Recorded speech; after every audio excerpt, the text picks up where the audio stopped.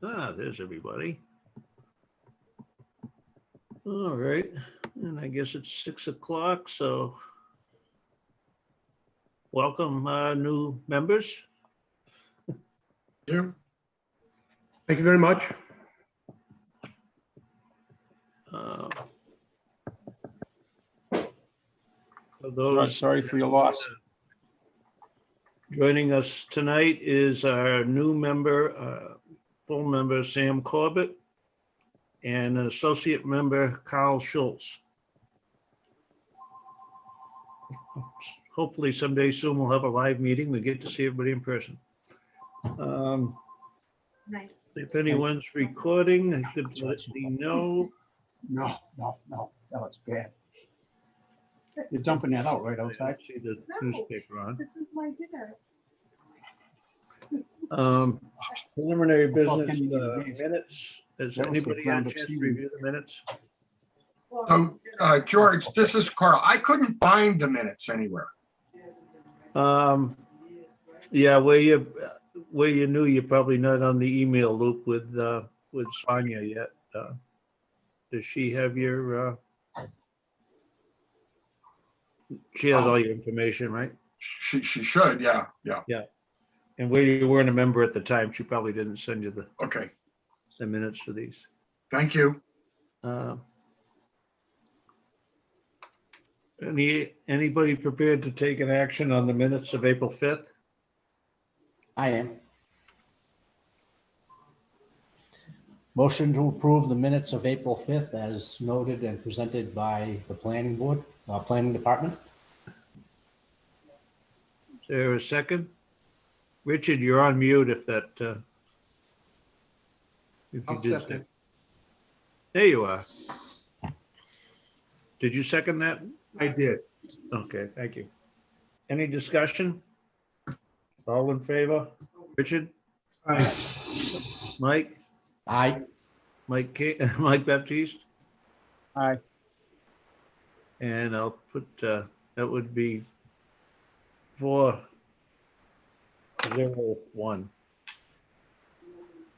To think about that for a minute. How about the minutes of April 8th?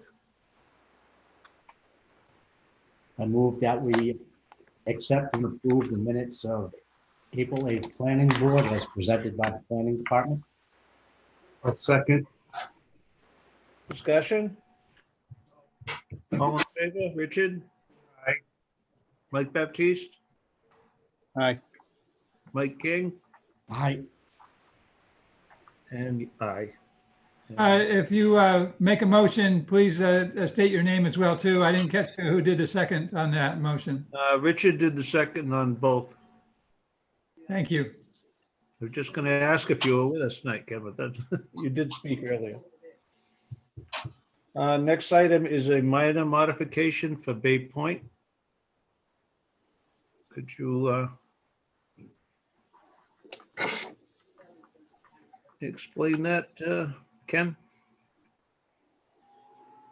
Yeah, they have been working on the Bay Point subdivision, and it's been fairly successful. And they're trying to advance more of the development of the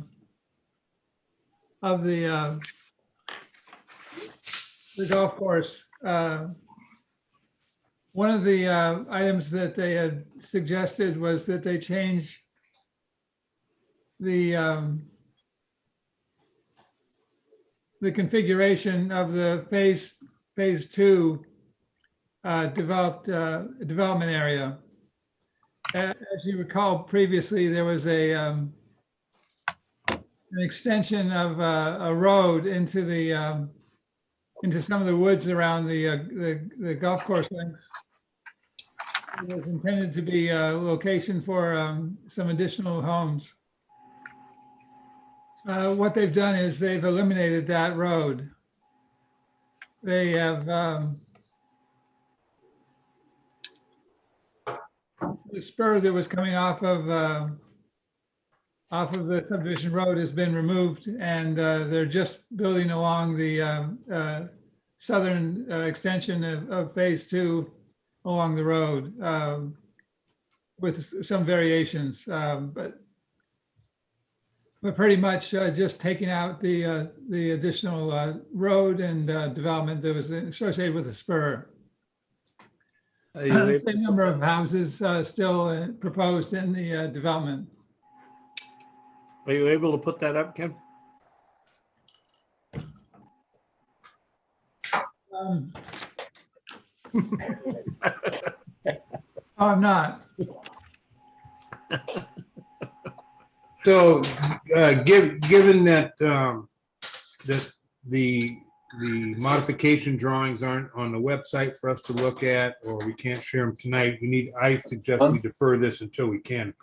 We'll bring it over I would there. hope you can you can make a decision on whether or not it's a minor modification.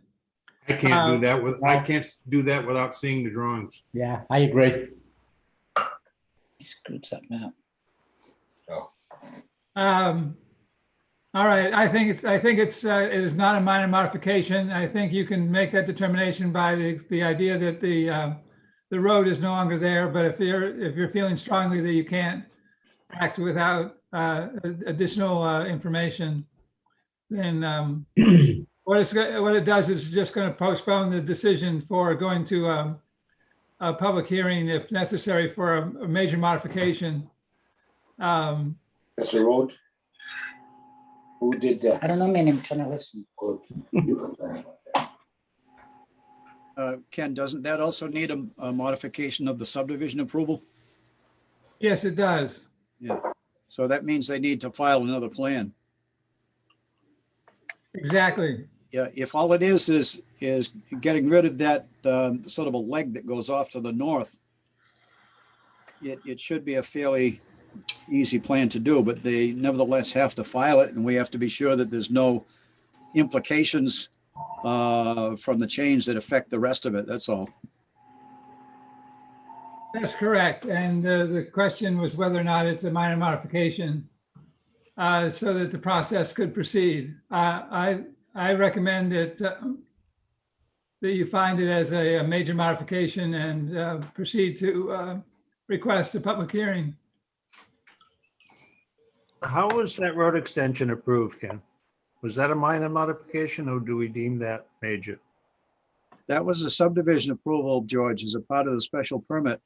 You modified the special permit that allowed it, because if you remember, phase 2 was simply preliminary and it didn't have a lot of detail. Mm-hmm. But when they came back with the subdivision plan, which detailed the construction, that's when the special permit got modified to allow the phase 2 in its detail. But you have a separate special, not a special permit, but you have a separate subdivision approval that you granted under the subdivision control law. So that the only way you change that is to go through the modification process, which is basically a public hearing in reverse. Yeah, I knew. Modification of the plan under chapter 41. I knew we revisited it, but I didn't know we were still in the definitive. Yeah, you are. There are two parts to that, the definitive plus the special permit. Mhm. So to keep the ball rolling, it would, Ken, you're suggesting we tell them it needs a public hearing? That's correct. And you need a formal plan too, George, with an application, Form C under subdivision for a modification. They're aware of the application materials that Yeah. are necessary. We just Okay. have to make a determination as to whether or not you want to see it as a major modification. Well, I mean, at this point, we have to take your word for it, seeing as how there's really nothing to look at. Yeah, I would say have them submit their plan and their application and we'll set a date. I mean, if they want to risk coming in and showing it to us in what, 2 weeks or more? That just puts them out another couple of weeks where they could get their advertising done and do it, so.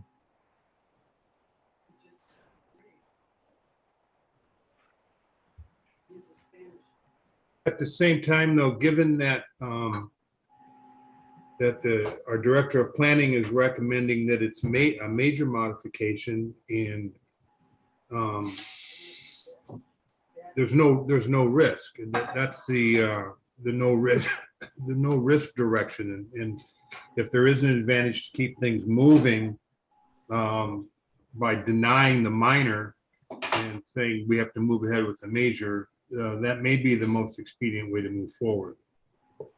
I would not be able to make a decision if the recommendation was to make it a minor. But if it is major and that's what our director of planning's recommending, I can go with that tonight.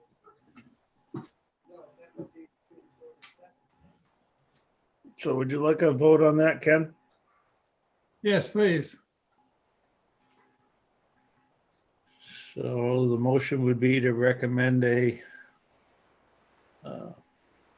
modification of the special permit through the, Special permit and subdivision. site plan and subdivision. That's right, site plan, subdivision, and special permit.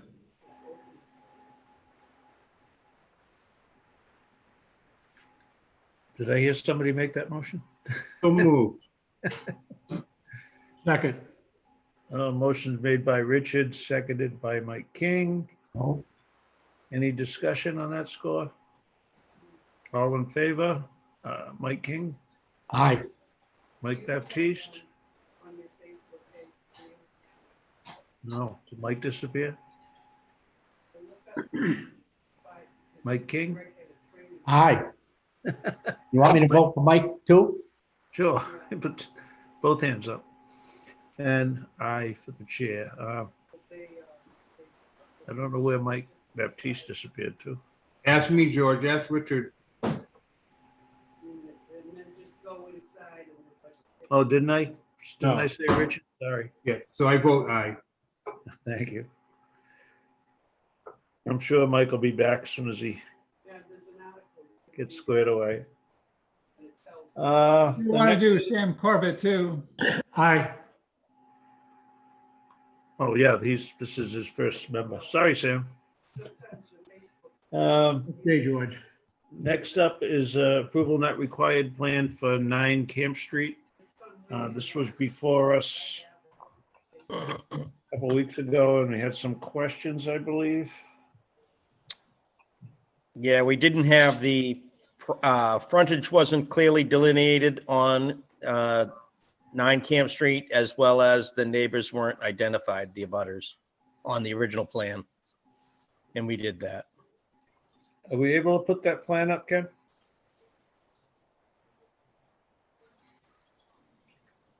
Yeah, I couldn't find documentation on this on the website, right? I couldn't either.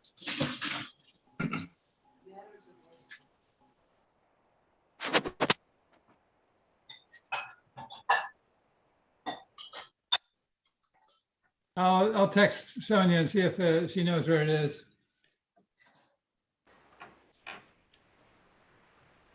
While she's doing that, can we just get a summary of the changes? I've heard that that the scope of the project had been changed a little bit.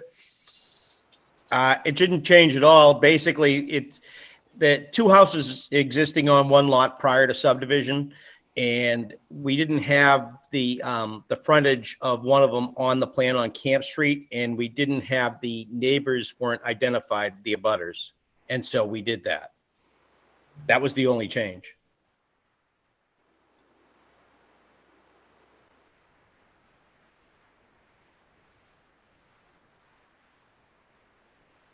So it's the same plan as last time. It's just done properly.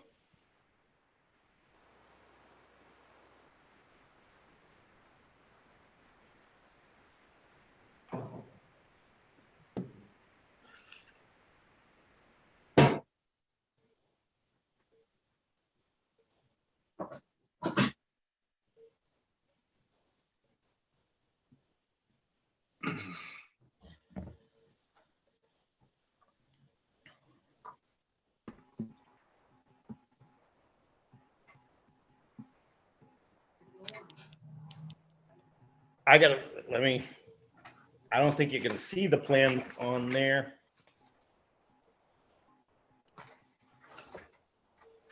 I don't know if you'll be able to see it. I mean, I have a copy of it right here.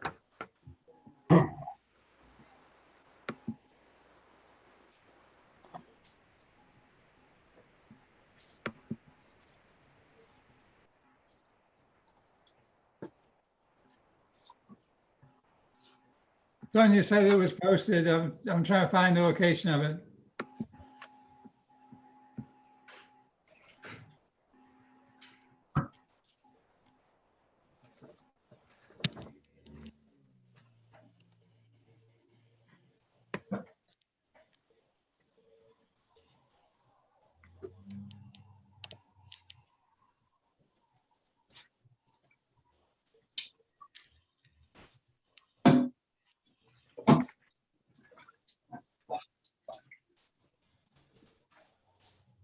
Do you want me to keep holding it up or? Hold I on. see, Ken, I see it under closed projects.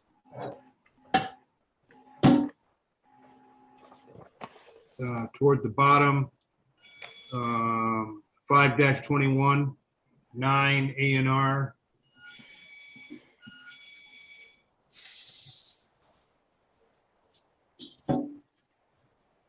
Yep.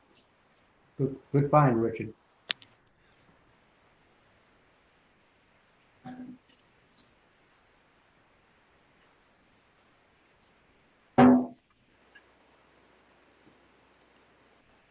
Excuse me.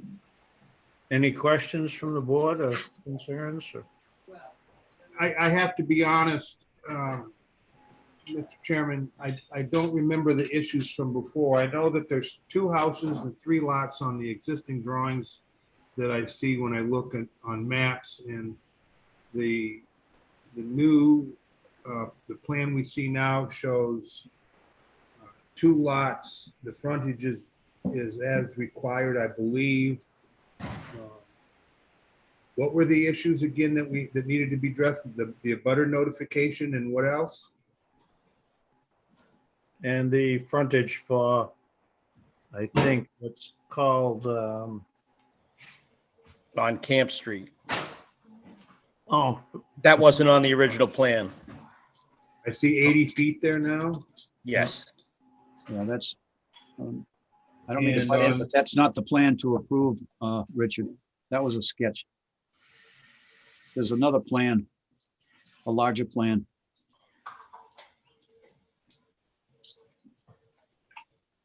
Yeah, this looks like the old, is this the old plan? Because I know the engineer definitely identified the neighbors. It's a certified plot plan. It's Yeah, not that's- a, That's not the Yeah. A&R plan. There was another one.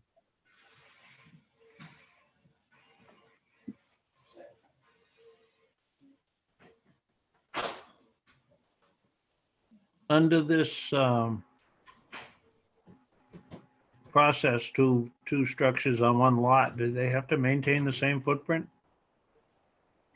So long as they don't affect the frontage, George, they can adjust the area any way they want, provided they show proof that both buildings were there prior to the adoption of subdivision control in 51. I think that was another thing that you had requested, that proof of both of those buildings there being prior to 1951. They were, but I mean, I wasn't requested that. I mean, they both, one was in, I do believe, 1909, and I think the other one was in the 1800s. Does It's from- that show in the assessors, Mr. They don't Pachon? even have anything in the assessors. Nothing in the assessors, probably says 1900, doesn't it? Something like that, yeah. They did a lot of stuff like that, but so long as there's some evidence that it was there prior to 51, you can divide it any way you want, so long as you maintain the frontage and don't affect it. Is that a minimum of 50 feet, John? It's whatever it was. So they would have had to maintain the frontage location wherever it was with those lots. I have to go back to what it says in the subdivision control law. I think it says you've either got to maintain it the way it was before you make the division change, or you have to have the frontage that's then required, or if there's none required, it's a minimum of 20 feet. But in this case, I think it's a situation where you need to maintain the point of frontage where it was. Then you can adjust the lot lines any way you want to around those buildings. Doesn't matter.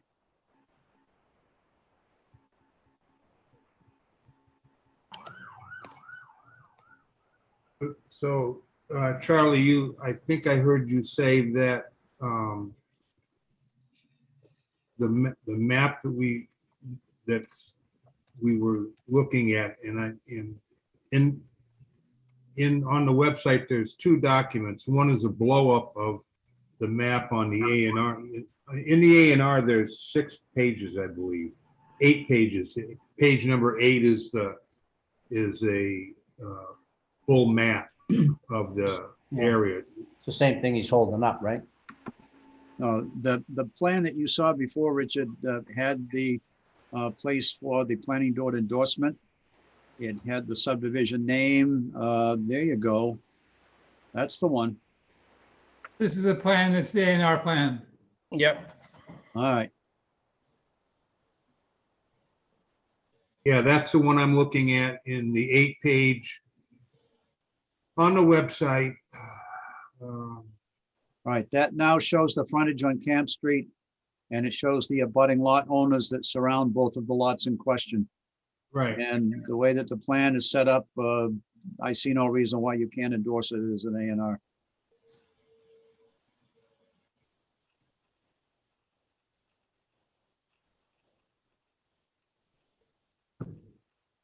So I see no issues here. I'll make the motion that we approve the A&R as submitted for, what is it, 9 Camp Street? That's correct.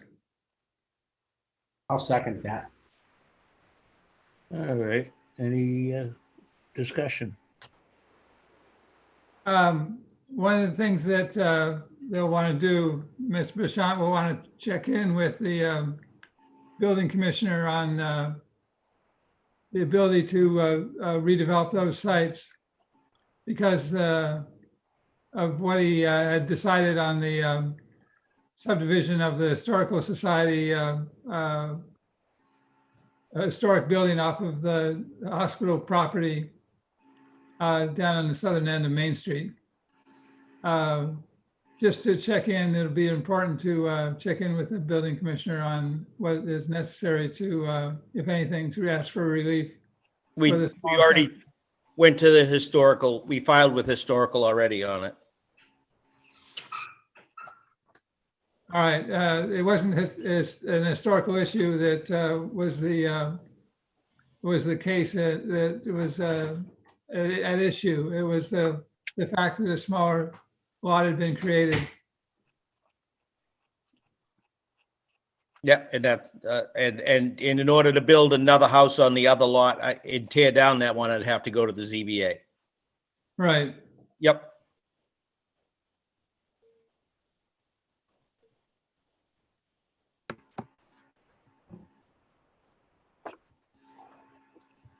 Jim Minnie's raised his hand. Is the notation on the plan regarding the disclaimer on being buildable? It just says that there's been no determination as to compliance with the zoning bylaw. Okay.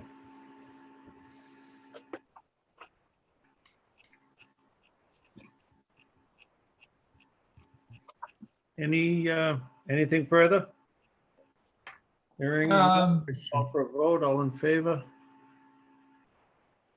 I didn't get, Ken, did you get the second on that? No, I didn't. Mike King seconded. Okay. I have a question, if you wouldn't mind, George. This is not a public hearing. Excuse me, I'm talking to George Richard. Thank you. I'm talking to George as well, Jim. I don't see anybody, again, I'll back up a little bit. All in favor? Am I Roll muted? call. No, you have to ask for a roll call. Yeah, I'll do George. the roll call. I'll get used to this eventually. Mike King, Aye. Sam Corbett, Aye. Mike Baptiste, you back with us? No, Richard, Aye. and I for the chair. So that's 4-0-0, if Mike's not here. Thank you very much.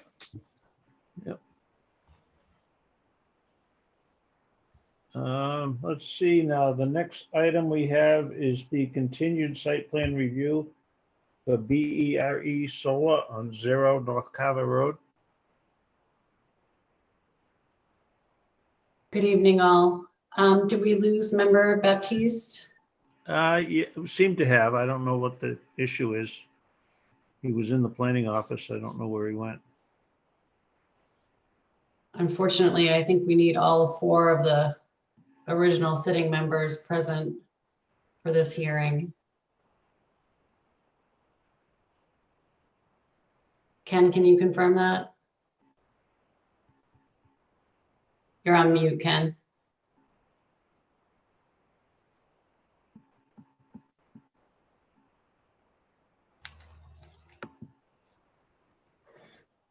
Mr. Chairman, are you able to confirm that? Ken, are you, you're on mute. Have you know where? I'm trying to check in to see if I can get a hold of Mike in the office. Can I suggest maybe that we move forward to the Maritime Haven subdivision discussion? That will not be resolved tonight, but I think we could probably start the discussion while we try to find Michael. All right, I guess we'll table the continued public hearing. That's agreeable for us. Thank you.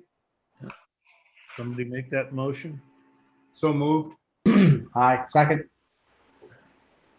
Motion made by Richard, seconded by Mike King. All in favor? Aye. And just to clarify, we're just pausing this hearing for tonight and waiting for Mr. Baptiste to join us. Correct. Thank you. Um, Roll call. Next up, Richard, Aye. change my whole picture here. George, I'm stepping away for a minute, but I can still hear, all right? Okay, Mike King, Aye. Sam, Aye. and I for the chair. Next, we have the initial public hearing for Maritime Haven, RECI LLC, Cara GAF Engineering, 36, 42, and 40 Robin Wood Road, map 4, lots A, B, and C. Ken is, I know you're busy, but have all the green cards been returned, notifications been? Yes, the notifications have come back. Okay. Is the applicant here?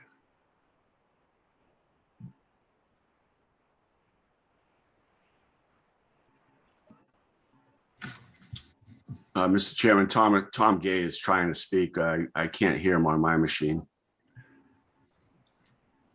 I don't. Oh, I saw him earlier. Yep. So maybe it's just a microphone issue. Yeah, it could be. So I'm here representing GAF Engineering, and I think he's unmuted now. If no, I'm not hearing him though.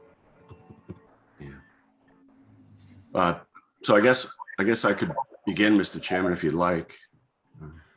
Any better? No? Oh, there you go. Yes. There you go. Okay. Sorry about that. Myself, Tom Gay Jr. from Gay & Gay's here on behalf of the applicant. The development team, EJ, Lou, and Chris are also on. Bob, as you can tell, is here, as well as Dario, our architect. This is a preliminary subdivision, 7-lot subdivision off Robinwood Road, as you stated. One thing that we did want to just inform the board of was we have a community and a butter outreach meeting that we're going to be notifying everyone on to share more detailed plans of the project, answer any questions that abutters or people in the neighborhood may have. We're hoping to have that in the coming weeks, so we can have those discussions and start that process. With that, I'll let Bob go through the plan set. We'll be happy to answer any questions you may have. Thank you. Thank you, Mr. Chairman. Ken, if you could bring up our plan set, maybe I could just go through sheet by sheet with you. This is an 8-acre parcel of land that's down almost to the end of Robin Wood Road, just before you get to Sias Point. We're in the R43 zone, residential 43 zone. So we have, bring up the plan, I guess. So that's the first sheet in the set. It's a 4-sheet set. We did a good job on this preliminary, knowing that we'd be going to the definitive, and all of this setup would be worth our while. So now we're looking at the existing conditions plan. As I said, it's 8 acres. It's comprised of 3 existing land court lots right now. There's the large home that's at 42 Robin Wood Road, and the existing carriage house, which is a garage with a couple of residential units above. And there's a small wetland area in the very northwest corner of the property. It's an isolated vegetated wetland. This land is almost entirely within the flood zone. You can see there's a velocity zone 19, 18 line just in front of the existing large home. And then it transitions from 18 to AE 16 and 14 as you get up into that northwest corner of the property. It's got some wooded areas, and a lot of it is open between Robin Wood Road and that large. It was Society of Friars Minor, like their residential.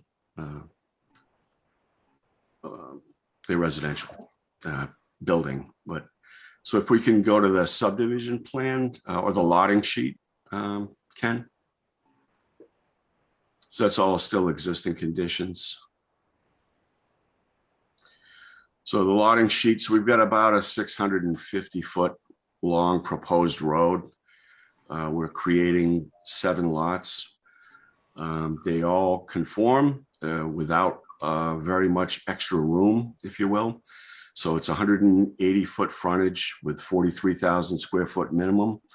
And so you can see how the 180-foot diameter zoning circle fits tightly on each of the lots. But from a zoning standpoint, this is all fully compliant. I guess we could just go right into the roadway design and grading plan. I'm sorry, can we go to the, Ken, can you show us the very top, the northwest corner of the lot on the plotting plan there? So that would be our lot 1 with the isolated vegetated. And so the property is registered like much of the neighborhood. And so we'll be submitting soon, but did you have a specific question about lot 1? Yeah, I wanted to understand the radius circle and the wetland. Is there a wetland issue there? I don't believe so. This subdivision plan, as well as the individual lots, will need to receive orders of conditions from the Conservation Commission. But you know, that small area of wetland doesn't impact our zoning compliance, if you will. So on that map in lot 1, the dash dot circle. I'm sorry, I'm on a tablet and it's hard for me to read. That's a 30. Would be the 30-foot no activity zone for a residential property in the town of Wareham, based on the wetland protection bylaw. So if that's a no activity zone.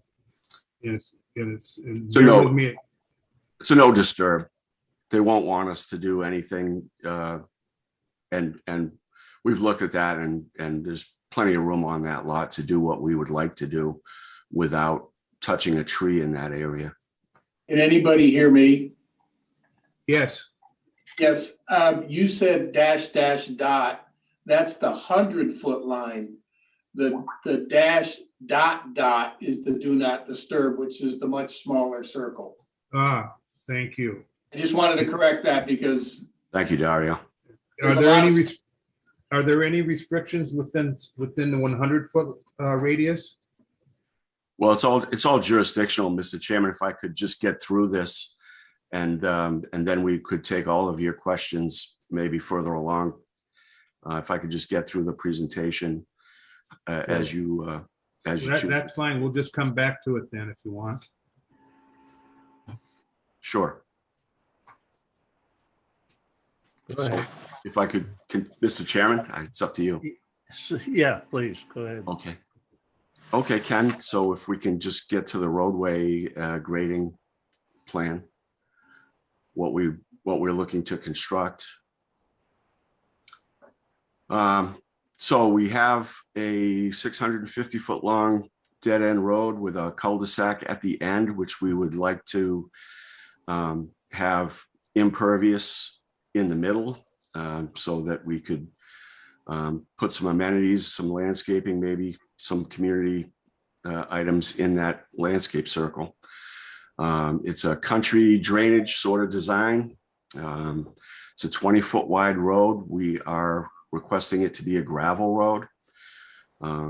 There is a cross section of our proposed road in the upper right-hand corner of the plan, but what you're looking at is the grading, and well, you can show the cross section, Ken, if you like.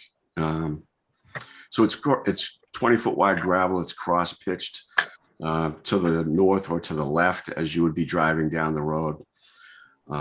Being in the coastal flood zone, land subject to coastal storm flowage, there's not a requirement to mitigate flows or volumes to Buzzards Bay. We're certainly going to provide protection to the neighbors, and we're going to provide the water quality and treatment and infiltration that we need to do.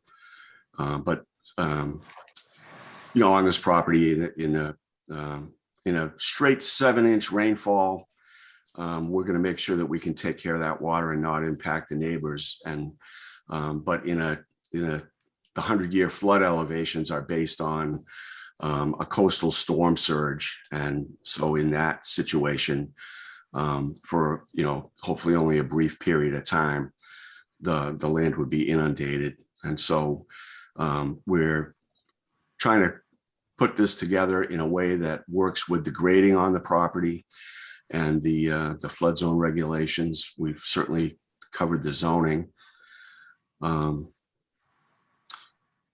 The sewer, so the subdivision has access to municipal water from the Onset Water District in the form of an 8-inch asbestos cement water main. I've just gotten the basic information from Onset Water. We haven't done any flow testing or anything, but at this location, having an 8-inch main, there should be no issues whatsoever with water pressure. We have a desire to tie into municipal sewer.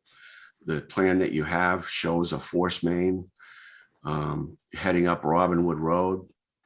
The nearest available sewer is almost exactly 1,500 feet distant in the neighborhood to the west. The planning board's rules and regulations do stipulate that subdivisions that have access to sewer within 1,500 feet are desired to tie into sewer. We understand the existing moratorium. I had sent a letter to Guy Campina requesting that we be identified as a project that would like to tie into sewer in the future. And so I guess that may move further along in July when the sewer commissioners revisit their moratorium. I think so. That to me is the basics, and I would let the chairman direct the meeting as he chooses. Just while you're on the topic of sewer, that would cause the need to go down a public way. The private streets, I believe, it's, but we would be constructing this, installing the sewer force main by directional drilling. And so we've discussed this with Guy, that if we were to, set up probably several drilling and receiving pits, that we would install this force main at a depth of about 8 feet. And so there would be very little disturbance to the roadways. We would obviously need to repair, any portions of the roadways that we disturb, but it would be a very minimal disturbance using the directional drilling installation method. Mm-hmm. Okay, Richard, you want to follow up on your question about lot 1? Yeah, I did. I wanted to understand what type of restrictions there are with the 100-foot and 30-foot, specifically so this planning board can be cognizant and in sync with what the Conservation Commission is going to be looking at. Sure. So, Mr. Chairman, so we would absolutely have to file individually on every one of these lots because of the land subject to coastal storm flowage. But on lot 1 in particular, we would need to locate the septic system. If it was a septic and not sewer, we would have to locate it 150 feet away. But, we could basically, the no-touch line is the 30-foot no-touch line, but the 100-foot is simply another jurisdictional area to conservation. It could be long. Can anyone explain to me what the restrictions or judicial requirements may be between the 30 and the 100? Simply the need to file. Within the 30, it's a no touch, no disturb, which is pretty self-evident by the definition itself. And then the 100 is, like you said, it's just if you are within that, you need to file. If you're not within it, it's a jurisdictional landmark. Well, you have to file anyway because it's within flood zone, right? Correct. Good. Thank you. Thank you for that clarification. That's very helpful. You're welcome. The 100-foot buffer zone is an area where there is a performance standards that say you have to show you're not having an impact on the wetland resource values before you can get a permit issued. It's different than if you're actually stepping into the wetland where you have to show what the values of that wetland are and what you're losing as a result of impact to that area. The no-touch zone is just an absolute that doesn't deal with the level of impact that is within that area.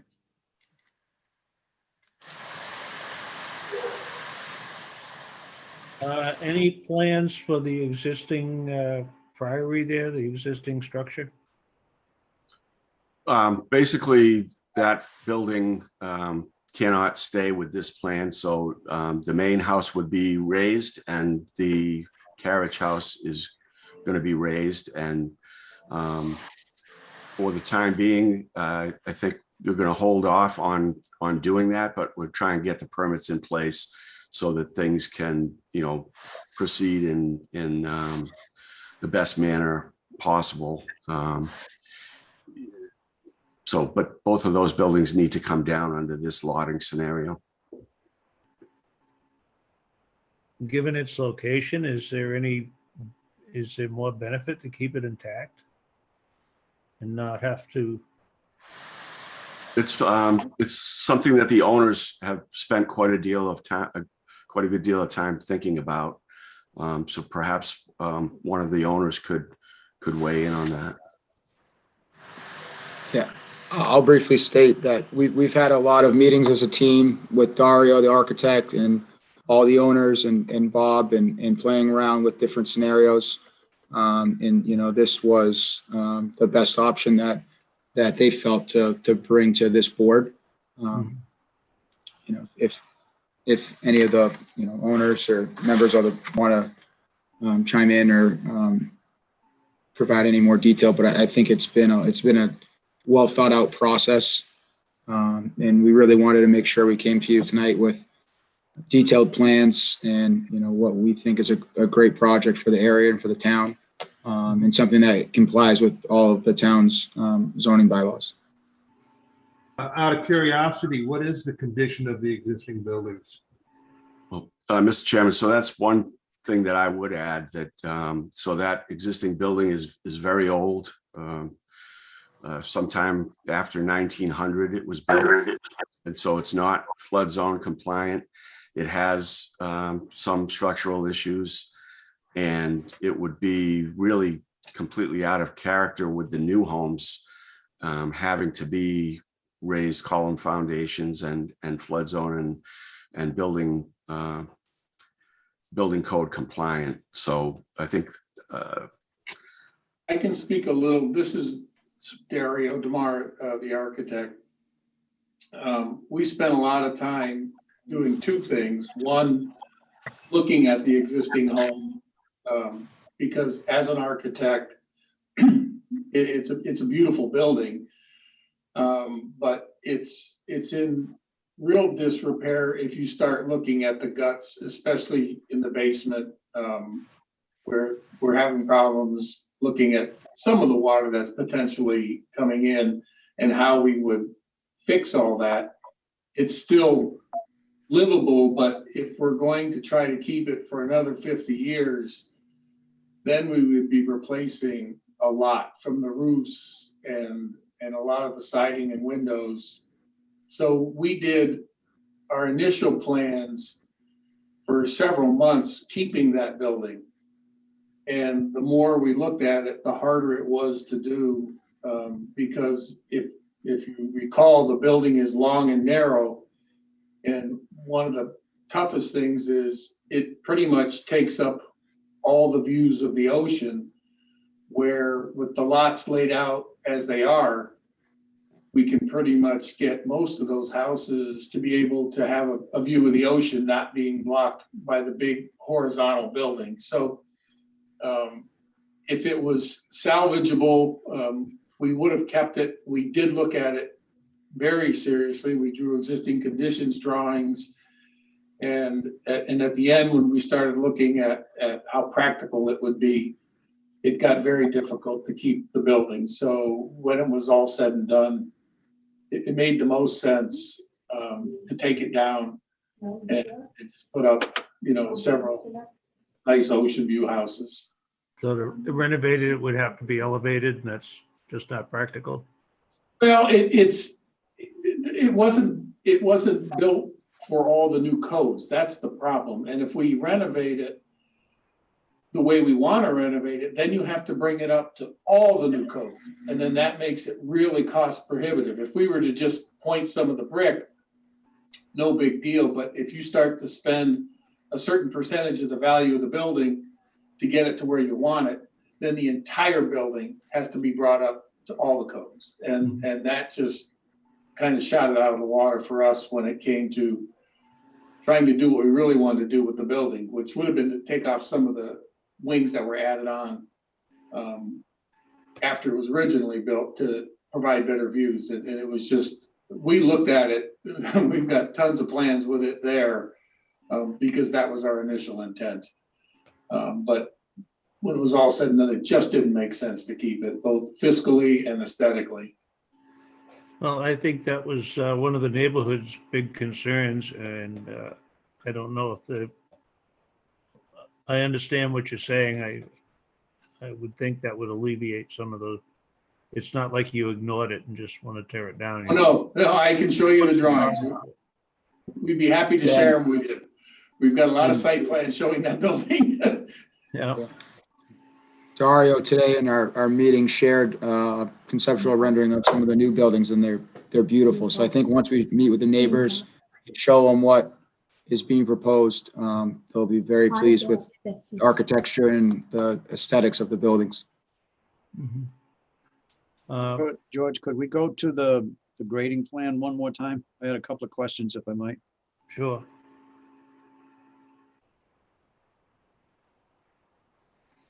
Okay. The first thing I just wanted to note was that if this goes to the definitive plan stage, the only 3 lots that would really be subject to a covenant for road construction would be 3, 4, and 5. 1, 2, 6, and 7 would, I'm sorry, lot 6 would also, because the frontage is on that road. But 1, 2, and 7 would not be subject to a covenant because they have frontage on Robinwood Road. I question the advisability of just having a gravel road, especially in this area, for 2 reasons. One, that the land is relatively low and is subject to coastal storm flowage.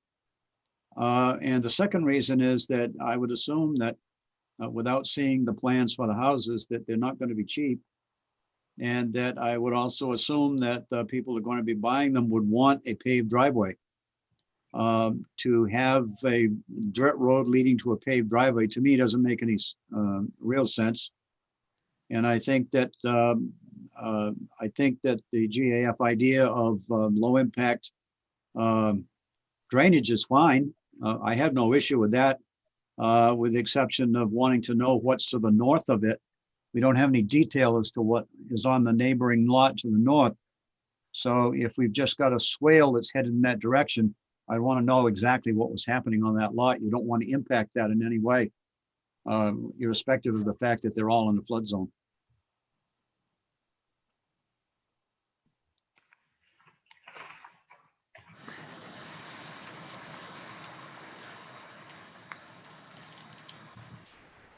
And just, if I could, just to go back, Richard, to sort of amplify a little bit of what's been said already for lot 1.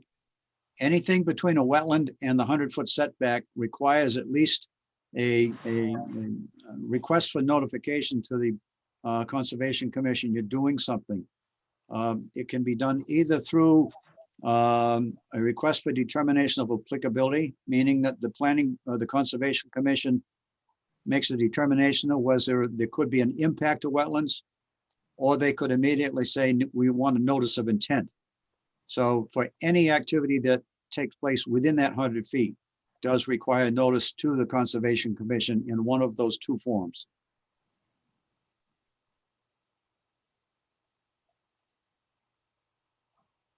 And know that for sure.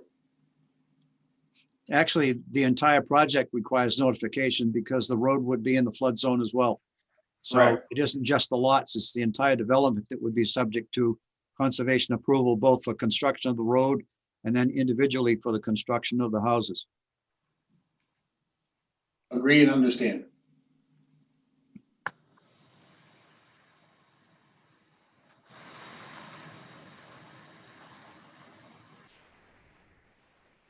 There was also a question posed to me about the condition of Robinwood Road, the ability to support another 8 units there. I have not driven down there in a while, so I don't have anything to reference. I can speak a little bit to that. Number one, there would be 7 units. And the existing house, I want to say it had 6 or 8. I think it had 8 bedrooms in it. So you might be adding, if you did 2 people per house, 4 cars to the road beyond what the use would be now if all the people were driving, including the carriage house, or 6. And if they went back and forth morning and came back at work, then that would be, 12 trips. I mean, we do a lot of traffic studies, but it's so negligible based on what's there to add 6 or 8 or even 10 trips to the road based on what's there now.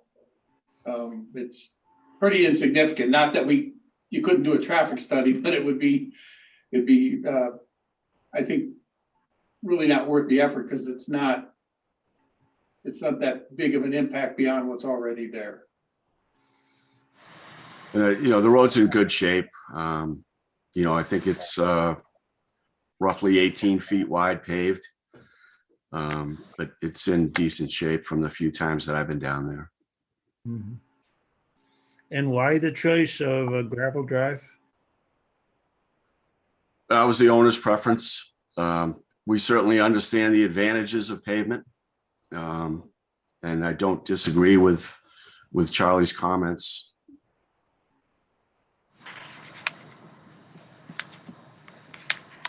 That also may be something that the Conservation Commission may weigh in on road materials, since they'll be involved in this process.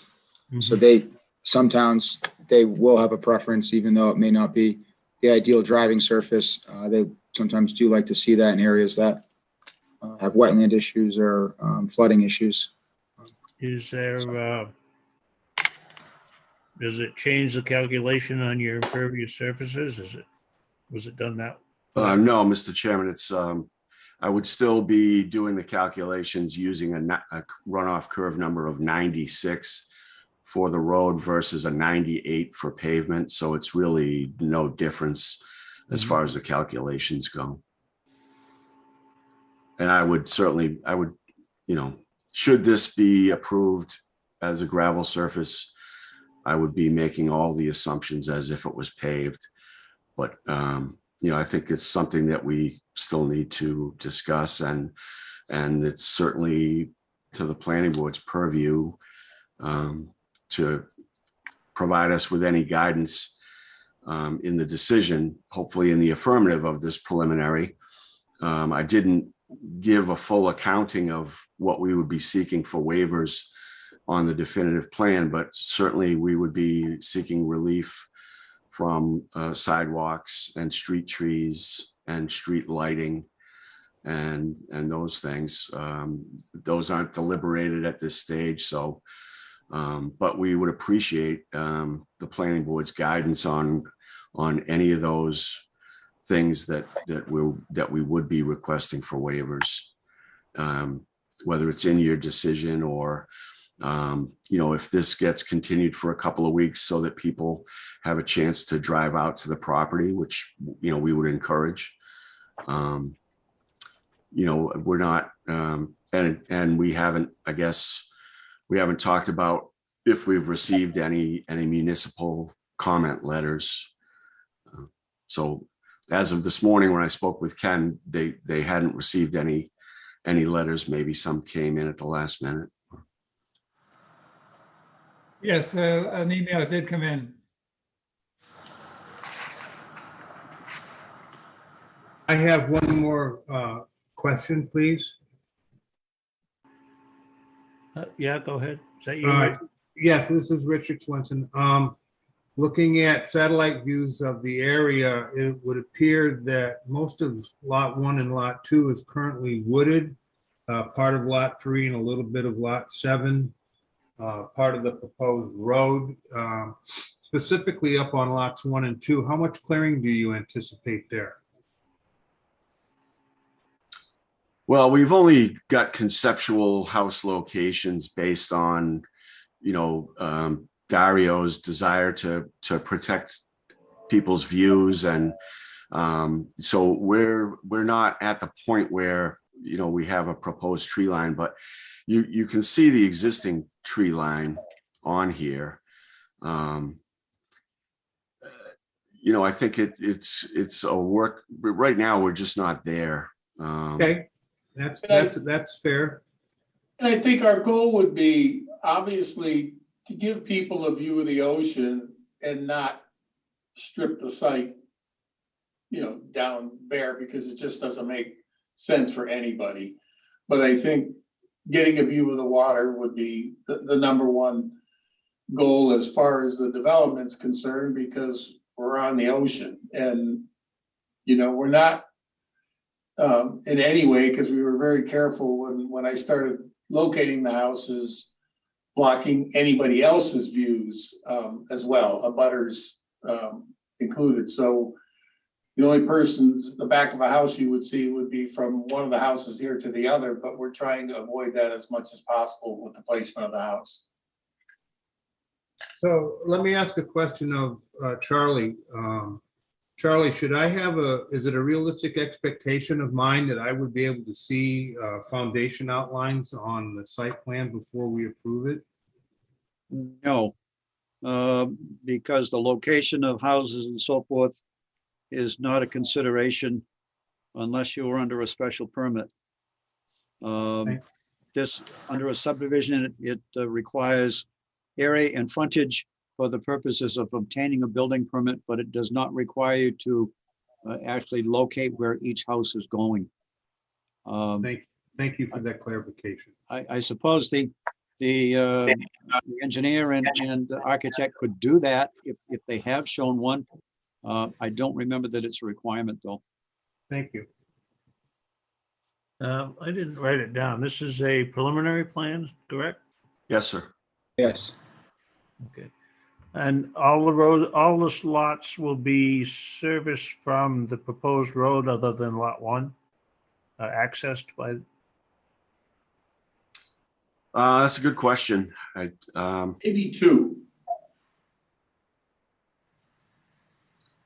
Lot 1 and 2 may be on Robinwood. If we can get the drive on 2 and not have it so close to the intersection, that would be fine. I mean, it's a dead end road, so it's not like there's going to be a ton of traffic. But the intent was to have certainly 3, 4, 5, 6, and 7 all off of the proposed road, and 1 for sure off of Robinwood, maybe 2, but lot 7 wasn't intended to come off of Robinwood. George, could I ask a question with respect to the road width? Certainly. Bob, the subdivision rules and regulations say that anything under 9 lots, you only need a 18-foot wide pavement. Is there any reason why you selected 20 rather than 18? Really just because of all the interaction that we've had recently with the fire department and that fire lane access requirement of 20 feet. Mm-hmm. I mean, I think maybe we would consider 18 if that was acceptable to the fire department, but that's, we've been sticking with 20 now, for that reason. Yeah. Well, just a thought that if there is any concern with respect to conservation, I think there's 2 things that need to be addressed. One would be the advisability of having a gravel road that, in the event of a storm, could transmit material from the road off of the site somehow, whereas the pavement probably would not happen to. I know that in some cases there is concern over hydrocarbons and so forth coming from a asphalt surface, but that doesn't last very long, and you've got a fairly good buffer. You're going to have lawns, you're going to have trees, you're going to have a lot of things on the site. So I would urge you to consider perhaps reducing the road pavement width if you can to satisfy onset fire to 18 feet, which reduces the impervious surface. And at the same time, gives you a little bit more stability. And I would assume, again, that somebody wanting to build a house of the nature that you're looking to, they're going to want a paved driveway. And it doesn't make any sense to have a gravel road leading to a paved driveway. It's just an opinion. It's up to the planning board to decide how it wants to go.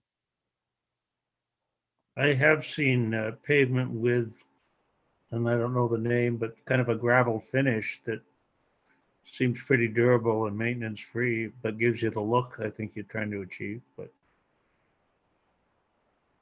well, some pavements are a lot coarser than others, George. You could do a pavement with a very coarse aggregate that would give that look. Mm-hmm. And it would be a little bit more durable than just having water wash over it. The other thing, of course, is with any gravel road, maintenance is always an issue.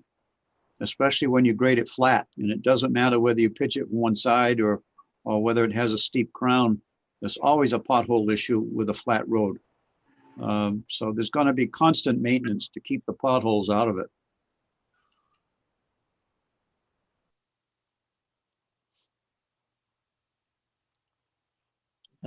Any other questions from the board at this point? George, this is Richard. I have a question on process and procedure. I'm not, I am naive in the site plan review process. I understand this is a preliminary plan. Can you walk me through the steps that we're going to go through, assuming that this moves forward to approval? This is a preliminary subdivision. It is the intent of a preliminary subdivision is to get input from the planning board and recommendations that they consider to include in a definitive subdivision plan. It's not required that they include everything you asked for, and you don't have to make a definitive statement as to what's required for the definitive subdivision until you see it either. But what this does is it gives people a chance to discuss the subdivision and feel out the opportunities that you have to improve it. Thank you. Very helpful, Ken. Appreciate it. I agree with what Ken just said, by the way. So my last comment then is that from my perspective, I would hope that the layout of lots 1, 2, 3, and 7 can be done such that minimal tree clearing is done. I also agree with the engineer Charlie Rowley's opinion on the quality of the road, a gravel road. Living on one myself, I know how frustrating that is. But I would suggest a more permanent, durable surface. That's all I have right now. All right, well, if the board doesn't have any more questions, I would open it up to public. I see Wareham Slavin's got his hands up or her hands up. Yes, thank you. It's Sandy Slavin. Good Hi, evening. Sandy. I'm just going to comment. Yes, I'm a chair of Conservation Commission. I am a member of the Sewer Commission, so some of my questions may be leaning that way, but I'm not speaking for any of the commission nor the board. For Mr. Swenson, what we tend to do with a 30-foot no work zone, we ask that some type of barrier or something be identified so that the homeowner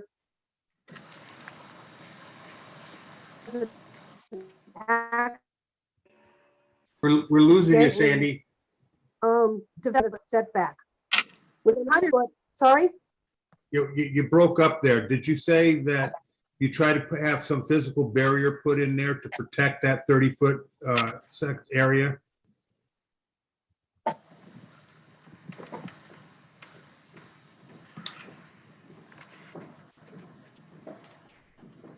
Did we lose you?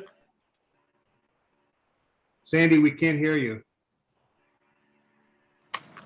We would certainly be willing. Sometimes it's just markers. Sometimes it could be a post and rail fence, but we would certainly be amenable. We try to require that some of the homeowners don't encroach on this land. Yeah. So that'll be between you and the Concom. Yes.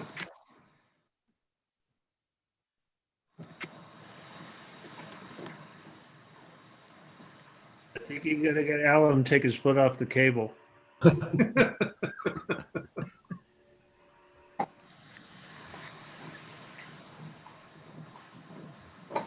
I'll speak a little bit to that. Just, this is Dario butting in again.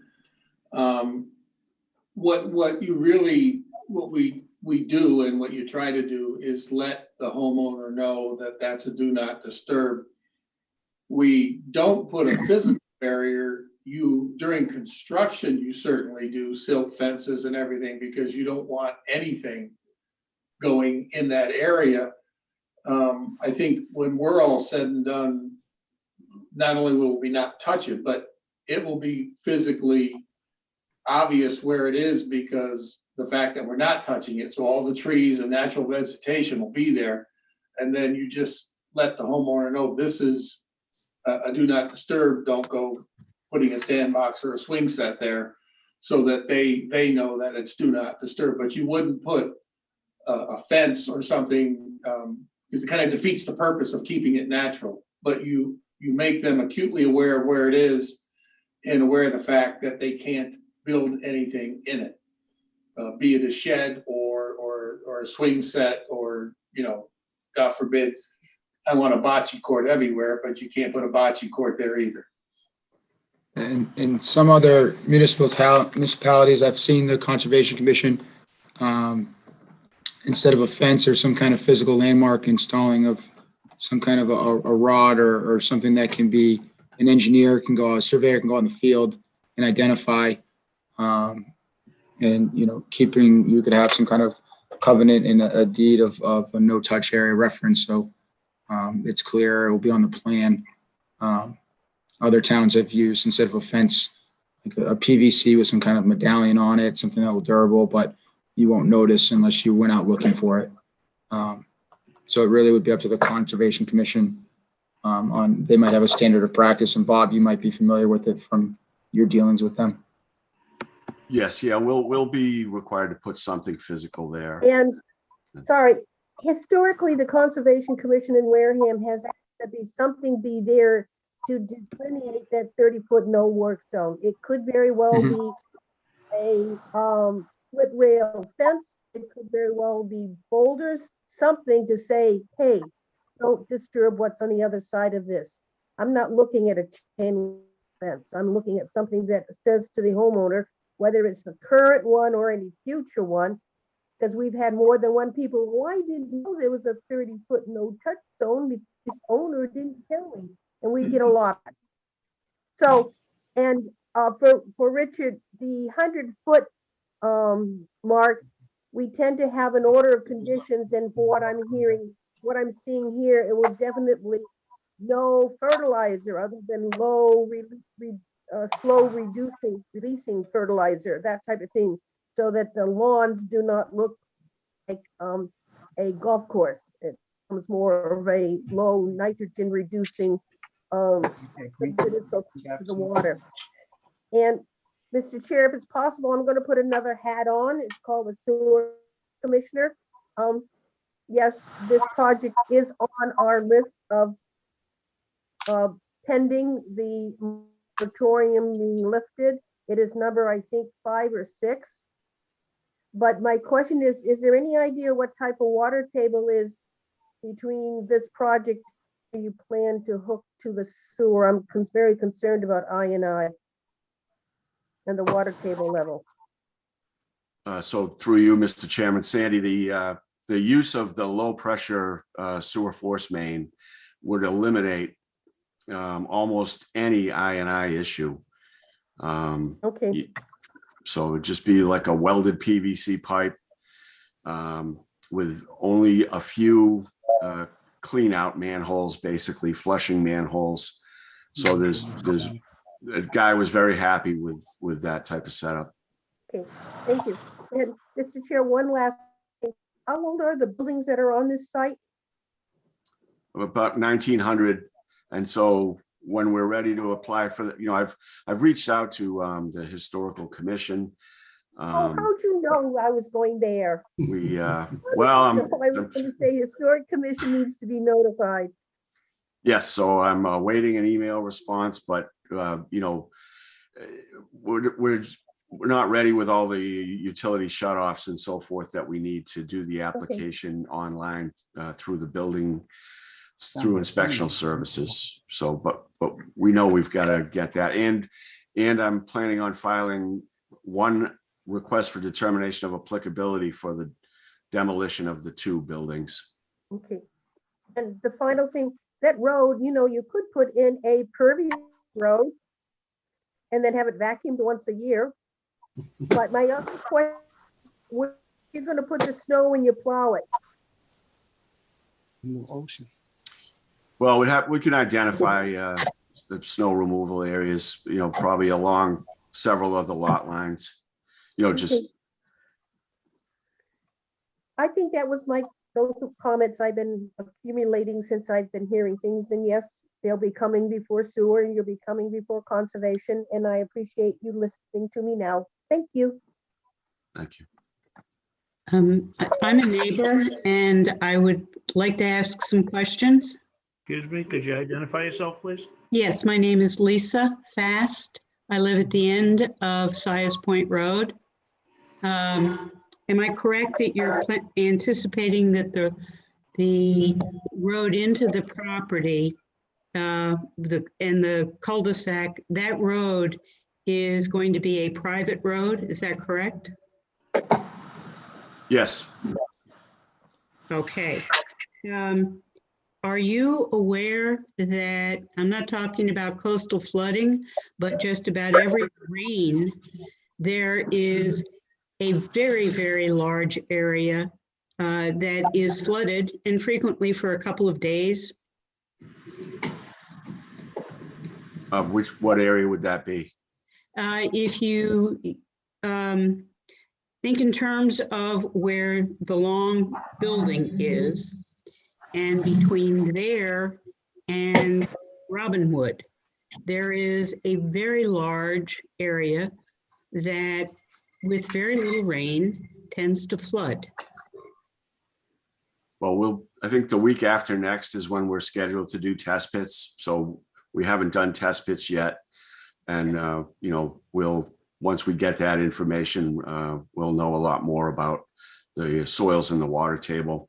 We do expect the water table to be relatively shallow, and the soil maps indicate that it's sandy, a sandy soil.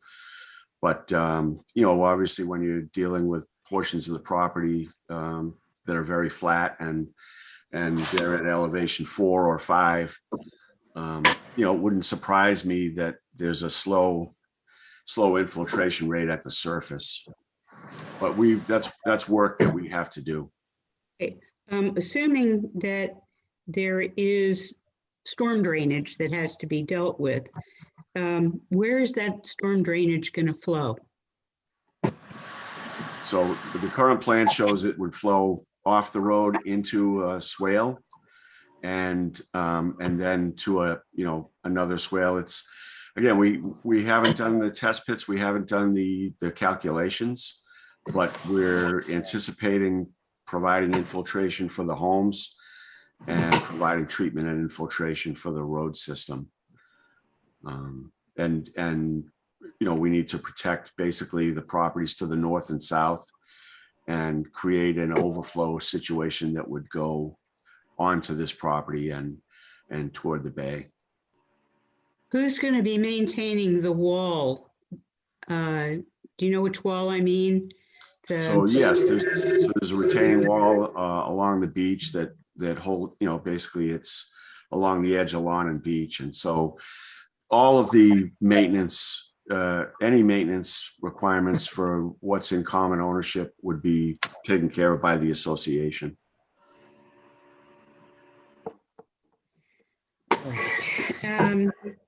Okay, and so I guess until you know what the levels are in terms of the lowlands and what actually the potential flooding situation is, you don't know whether or not you're planning on introducing significant fill into the area or not. Is that correct? Well, we know that we're not going to be introducing significant fill.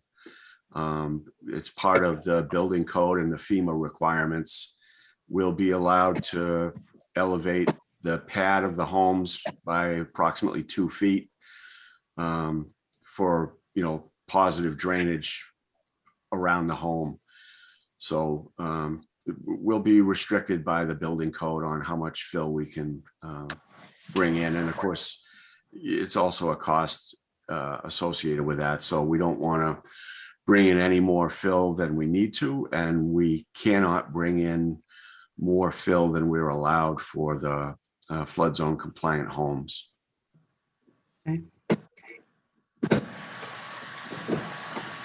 Now, am I correct that if the subdivision is approved, that it is your intention to be involved in the actual build out of the home?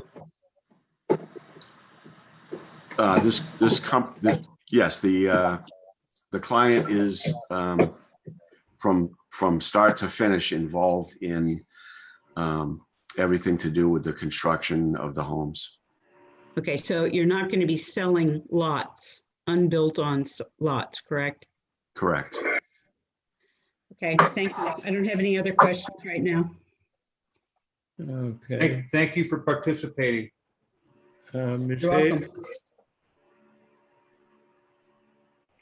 Thank you. Can you hear me? Yeah. I'm thinking that this is the priory that Father Stan Kolska had. Is that correct? It is the. Yes, it is. priory of Yes, it is. Borrego. He was a friend of mine, and I visited him a number of times. I'm glad you considered saving the building. He was instrumental, I understand, in the conservation, the Audubon conservation land, and he loved this property. My question, it seems like it's been bought, and there will be houses here. My question is about, I think it's Saint Malachi, the sculpture of Saint Malachi who worked with the leopards on Hawaii. What happened to that? Do you know? Has it been removed already, or is it still there? I don't know the answer to that. Would you look for it when you, what? That would be, the owners may know, but typically, just from my experience in working with Diocese of Fall River, when there's relics like that at a religious organization's property, most of the time they do try and save those or relocate them, or transfer them to another parish or religious facility. Some even have warehouses where they store them if they can't use them. So. Okay, but if that, if it's still there, would you expedite the process of getting in touch with somebody who might do that? Yeah, we can talk to the clients about what was left behind with the home. Okay, thank you. Anything else? Any other comments? So it's just two minor comments. Sure. I heard Sandy Slavin mention pervious pavements. That's certainly something to consider.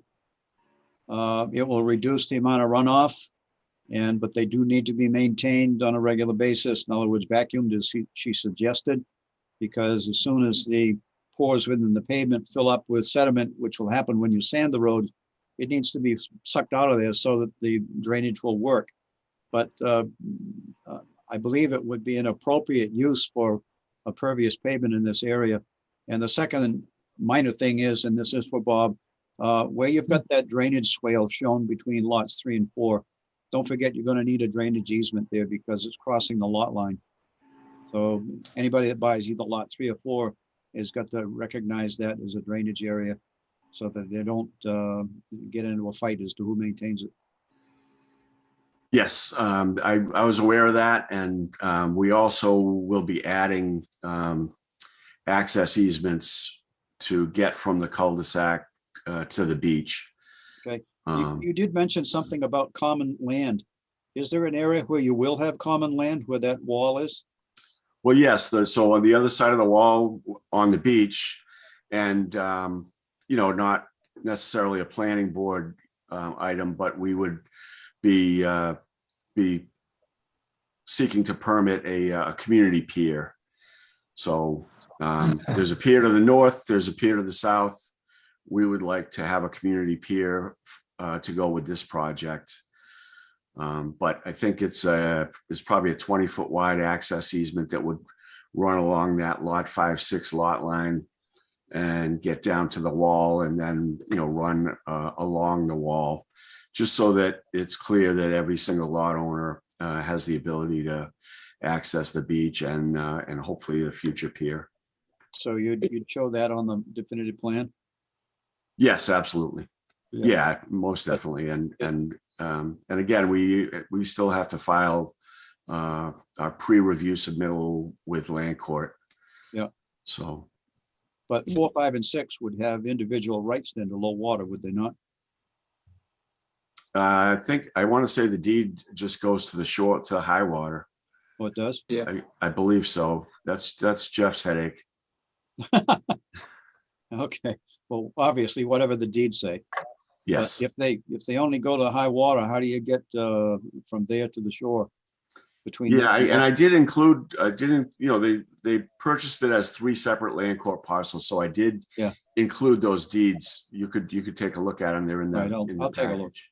That's Thank for you. another time. Thank you. One thing. Fast again, I want to ask a question about a proposed pier. And also with respect to, Once again, who's speaking? I don't I'm see. sorry, this is Lisa Fast. Okay, you Okay. didn't pop up on the screen, that's why. I'm sorry, I'm not sure where there I am.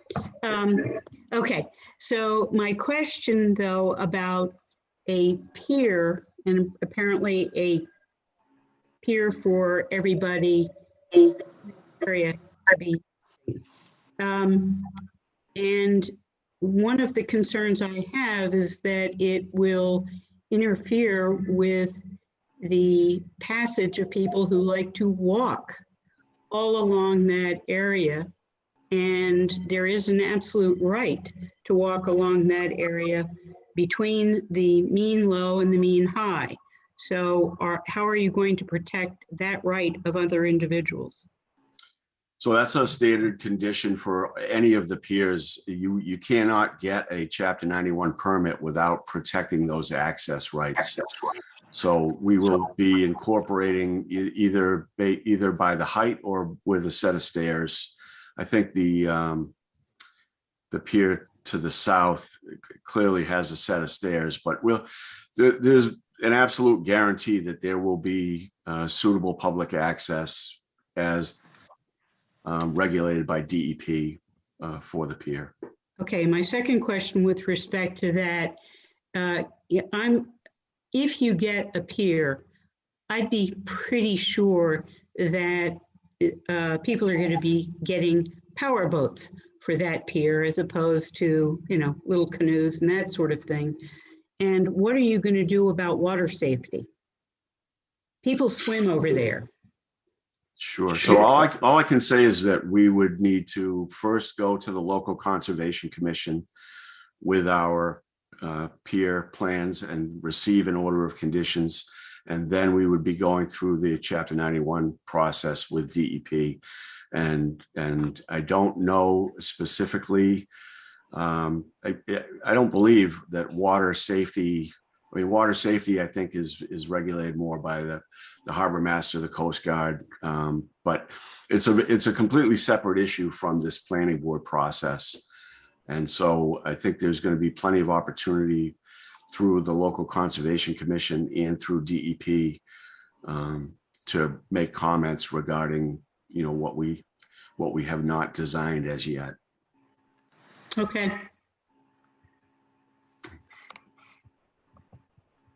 So your plan is to have a community outreach and. Yep.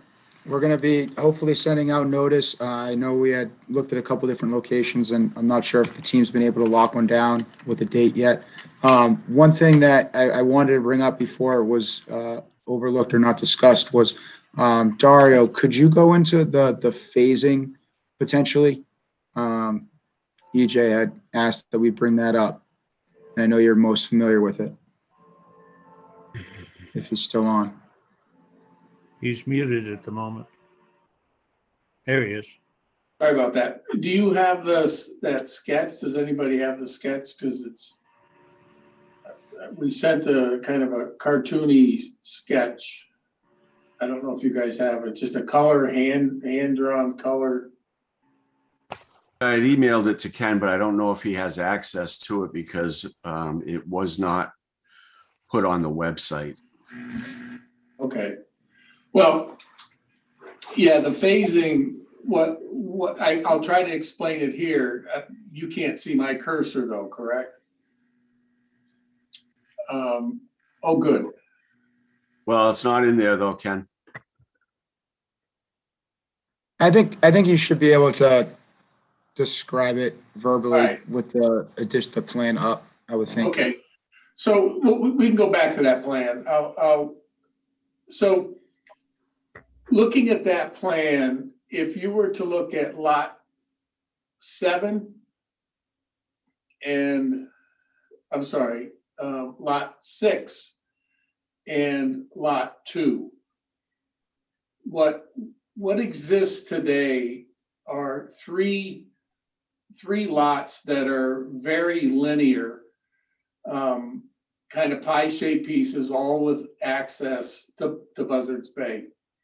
And those lots, the lot to the far north would be non-conforming, and that lot starts at Buzzards Bay and goes all the way up to the wetlands. So where your arrow is, yep. Yeah, it starts there and goes all the way up to the wetlands. And it would be a pre-existing non-conforming lot, so we're not going to touch that one. It doesn't conform because it wouldn't have 180 feet on Robinwood, and we couldn't get the 180-foot circle. So that one's out of the ballpark. There's a middle lot that's similar, and I'll just call it a southern lot that's similar. Both those are conforming as they exist today, both with acreage, the 180-foot circle, and the 180-foot road frontage. And we laid this out in such a way that if we were to build the first 2 homes on lot 6 and lot 2, they would conform today to the 3 lots exactly how they are. And then they would conform after the subdivision was built, so that our intent would be to try to build those 2 and then follow it up with the other ones later on. They both would conform now and after in all aspects of the planning and zoning with regard to the acreage, the frontage, the 180-foot circle. So it's not, and if they didn't conform, because we had a couple conversations with the building inspector, basically said, well, if they don't conform, when you go to build the rest of it, you're not getting any building permits, which is fine, and that's how it should be. So it was one of these things where we were hoping to build those 2 sooner rather than later, because they would be, kind of by right, I'll say, for a better choice of words. And then when the final road gets put in, then they would be working off of that road. So that's the phasing. If we could do that, it just helps us to move along. But in both cases, I think the major point is it would be conforming before and after. So if we didn't do anything afterwards, they would be conforming. And if we follow up with the development, they would also be conforming without switching any of the lot lines that you see there now. On lot 6, what's your frontage initially?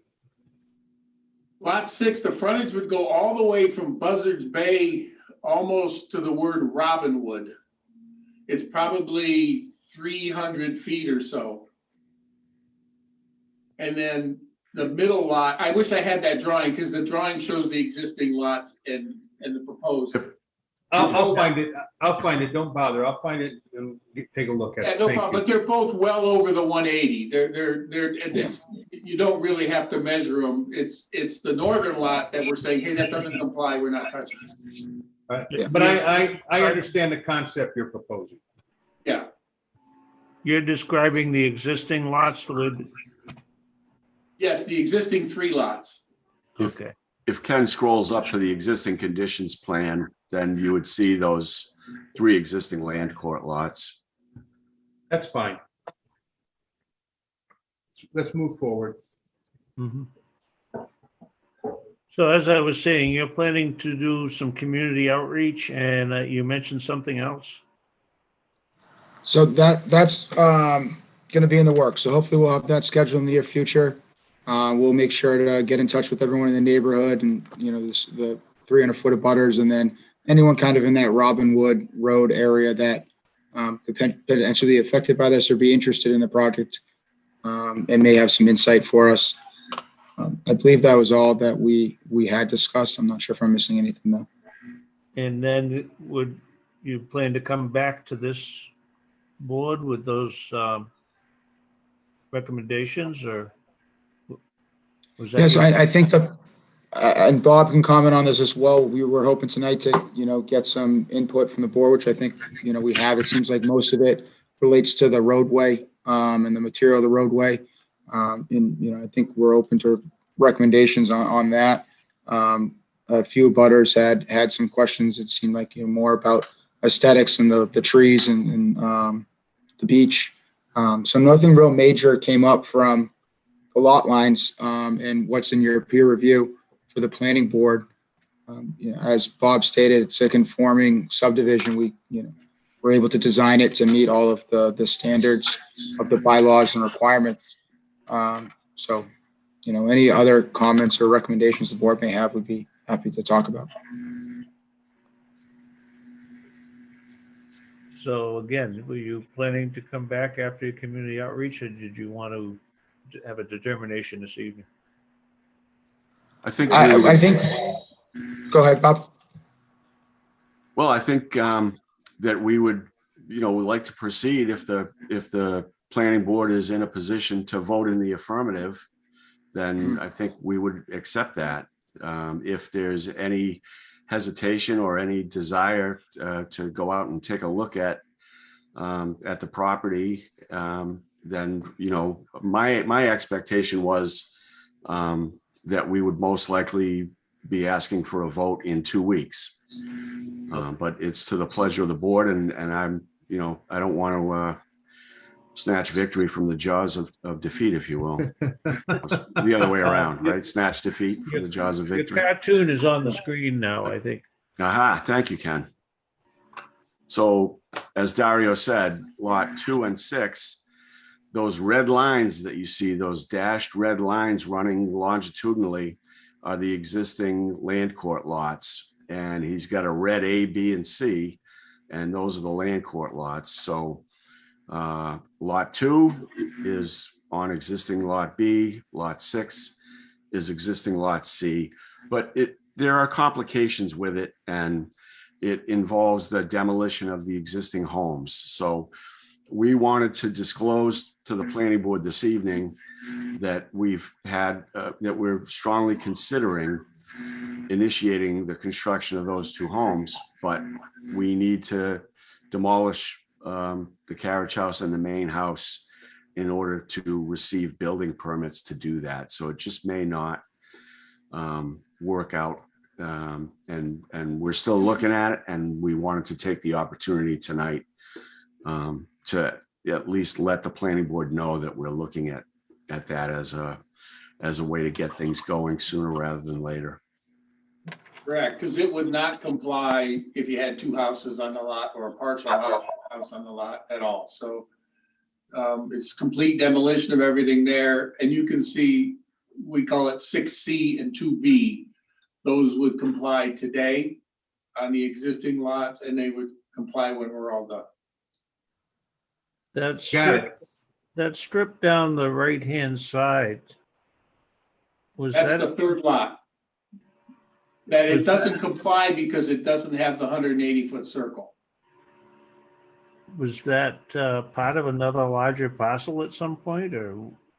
It's all part of this through land court. All 3 of these are now being combined. But that was just the old subdivision that the owners acquired. Mm-hmm. So as part of this process with the land court, they'll look at their plan that they have on record. We have to submit a whole bunch of plans to them, certifying all the boundaries and showing them where the new boundaries are going to be for these 7 new lots And they recertify the new plan and the new boundaries for each lot. It's a very detailed process. The land court's title standards are very high. So ultimately, your boundaries and your lot lines are very well established. So that'll be part of the process. So it is imperative that we get everything right and locked down with the planning board at the local level. So when we submit those to the land court, we don't have to submit too many revisions of lot lines. And then back to Mr. Chairman, your question earlier. I mean, I think at this stage, based on the discussion and what's come up tonight, there's a lot of outlying questions or concerns that were raised. We still do plan on having that outreach meeting, and we will have the definitive subdivision meetings. So, we will have more time to report to the board if there are any comments that change after tonight's vote. But if the board feels comfortable voting on this tonight, I'd be appreciative. So, George, this is Richard. I'm unclear as to what we would vote on. I asked the question before to get clarity around the process, and I thought I heard that this is a preliminary plan. This is the developer outlining his initial preliminary proposal to us, looking for feedback, which we've done. What would we vote on now? That, yeah, we've executed a preliminary review and now we're on hold until we do the definitive review? You vote on the recommendations that you have for the subdivision. Yeah, in the past, we've done a little of both. In some cases, taken under advisement, and they come back with a definitive based on the changes that we've outlined. I think it would be wise, George, if there is going to be a public outreach and a neighborhood outreach, that this board hold off and let that exercise execute. We could learn some things there before we move on. Do you wish to? Is there a desire for a site visit, or either formally or informally take a look at what you're talking about? Or I have driven down there. Okay. Yeah, but it's been a while. I'm planning to drive down and take a look at the site. Yeah, I say I haven't been down there, so I'd like to get down too. George, I have one kind of off the wall question, George, if I could. Who's that? Mike King. Oh, okay. I don't know why people aren't popping up. When the property was being described, he had mentioned that the carriage house had a couple of units. Is there anybody living there now? No, sir. Okay. But I think maybe Mr. Swenson just isn't familiar with the subdivision process as compared to the site plan review process. And so this is just the start, but we by statute, there's a 45-day time frame for a decision.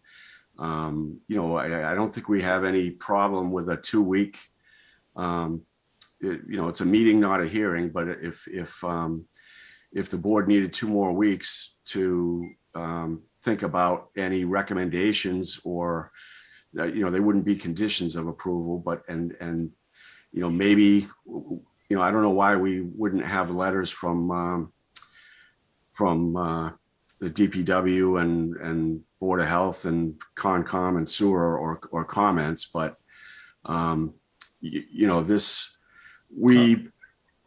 want to take your input and the input from the neighbors, but move on. And I would expect that there would be probably at least 2, hopefully no more than 3 hearings on the definitive stage.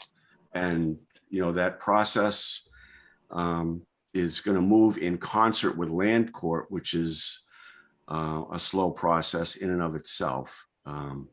So I don't think we need an inordinate delay in receiving a decision on this, because of all the other hearings coming up, including many hearings, certainly for the roadway and each individual lot with conservation. I understand your comments, and please don't get me wrong. I think you've done everything that you can to design this subdivision in accordance with our bylaws. And you talked earlier about that the fact that everything that you've done is in compliance, and that's appreciated. We've seen a lot of other ones that don't. So I have no issue with this.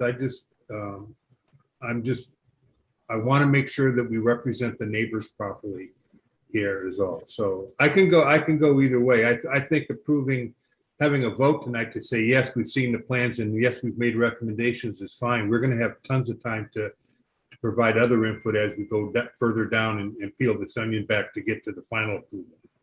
So, Mr. Chair. I'm sorry. That's fine. And I think that's the point. Nothing that happens now is binding. If we decide not to adhere to the recommendations, when we get to the definitive, you just say no. Even if you said this is great, let's go forward, you can change your mind on the definitive as well. So it's really more of a procedural thing than it's too late, because nothing about this process is binding on either side. It's just, hey, we'd rather get the feedback. So when we do the definitive, we've addressed all the issues so that goes in a smoother way. If we decide not to address them, well, then shame on us during the definitive. Well, Mr. Chairman, I'll defer to you on that. I think we're kind of,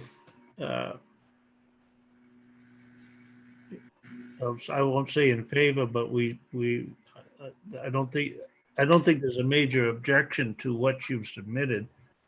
I just wouldn't want to compromise your community outreach by, like I say, if you're all right with collecting some more input and coming back at the next meeting, does that compromise? We have to change for town meeting schedule. That's on a Saturday, right? That's right, it's on a Saturday. Your next meeting is the 10th. Yeah. If that doesn't, I don't know, how's the board feel? I like what you're saying, George. I think it makes sense for them to go through their community outreach first. So if I may just interject real quick, I know, we do need to locate a venue that can house the number of people that may show up. With COVID restrictions, sometimes that is a little challenging. We do need to pick a date that they have available and get noticed to them. So, with that process having to still be undertaken, and all the other processes that we have along the way to include their input, it would be great to be able to move this along from a timeframe perspective when we do have the definitive hearings and we do have the Concom coming up, where we'll be able to incorporate any maybe requests or recommendations. Our hope was that this plan being conforming, to meet with the neighbors, to be a good neighbor, to show them the plans, to show them the renderings, to show them, the aesthetics of the homes that are going to be built so that they feel comfortable with this project. And is something that, maybe they'd be looking forward to seeing come to fruition. So that's kind of my thought on it. Obviously we would defer to you, but I think it could be challenging on such a short time frame to have that meeting where we'd be able to come back to you and report anything. Where this is such a prolonged process, we'll have multiple opportunities to come back to you with more information or changes, if any, and abutters and residents will have multiple opportunities to speak at, whether it's a future planning board public hearing or a conservation public hearing. That's an important point, that you have a chance to incorporate all of the input from the neighborhood meetings into your decision in the definitive plan. You don't need to include it in your preliminary plan decision. It's just it's just an accumulation of ideas that get incorporated into the subdivision plan.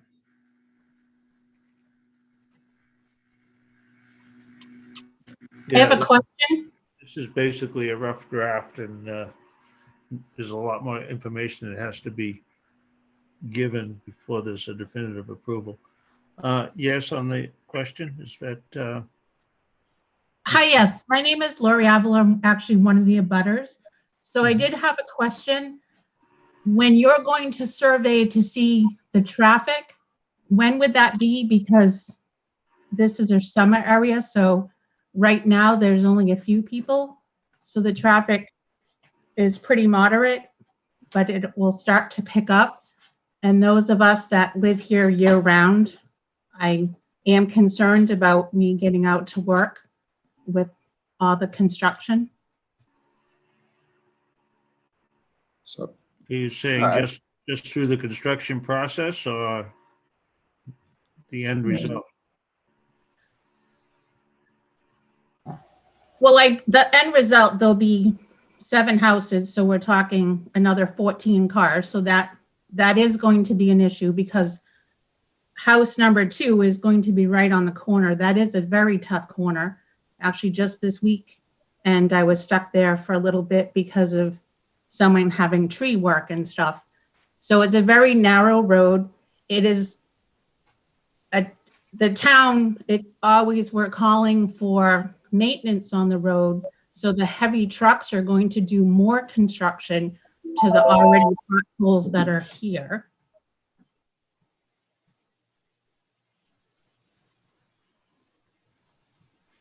With respect to the traffic or any study, I don't believe this would trigger a traffic study. Residential is low on the traffic impact. And any construction, there be construction plans or construction management.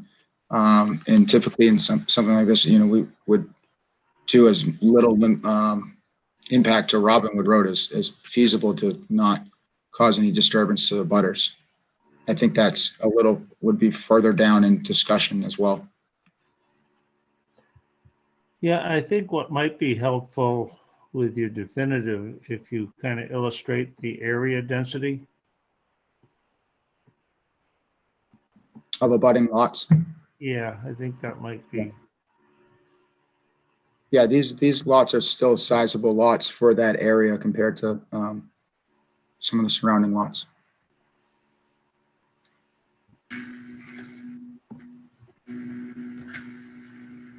What's the board's pleasure? I think I'm with most of you. You could go either way with it as far as time-wise. Ken, what was the filing date? Where's the end of the 45 days come, do you know?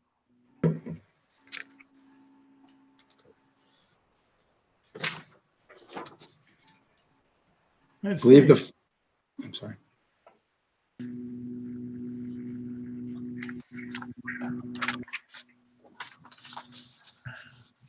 I have March 22nd as the date on the letter. When was it stamped in with the town clerk?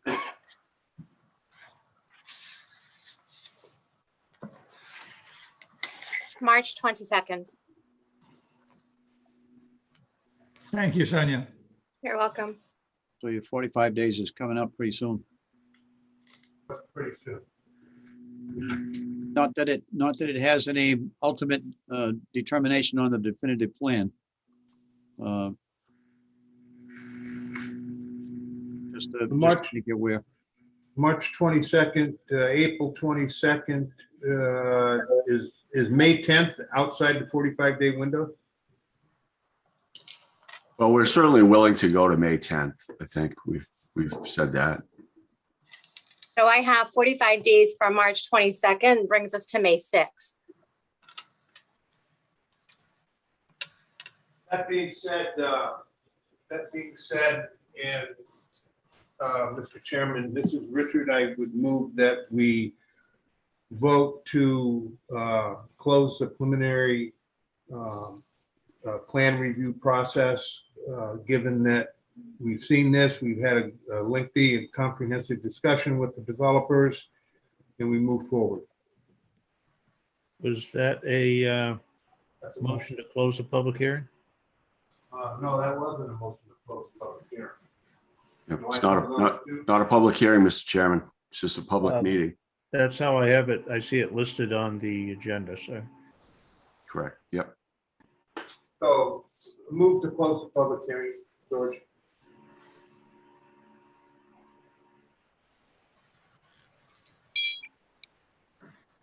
Is that, Yeah, and it's, so I had submitted, I maybe created some confusion by submitting a certified abutters list.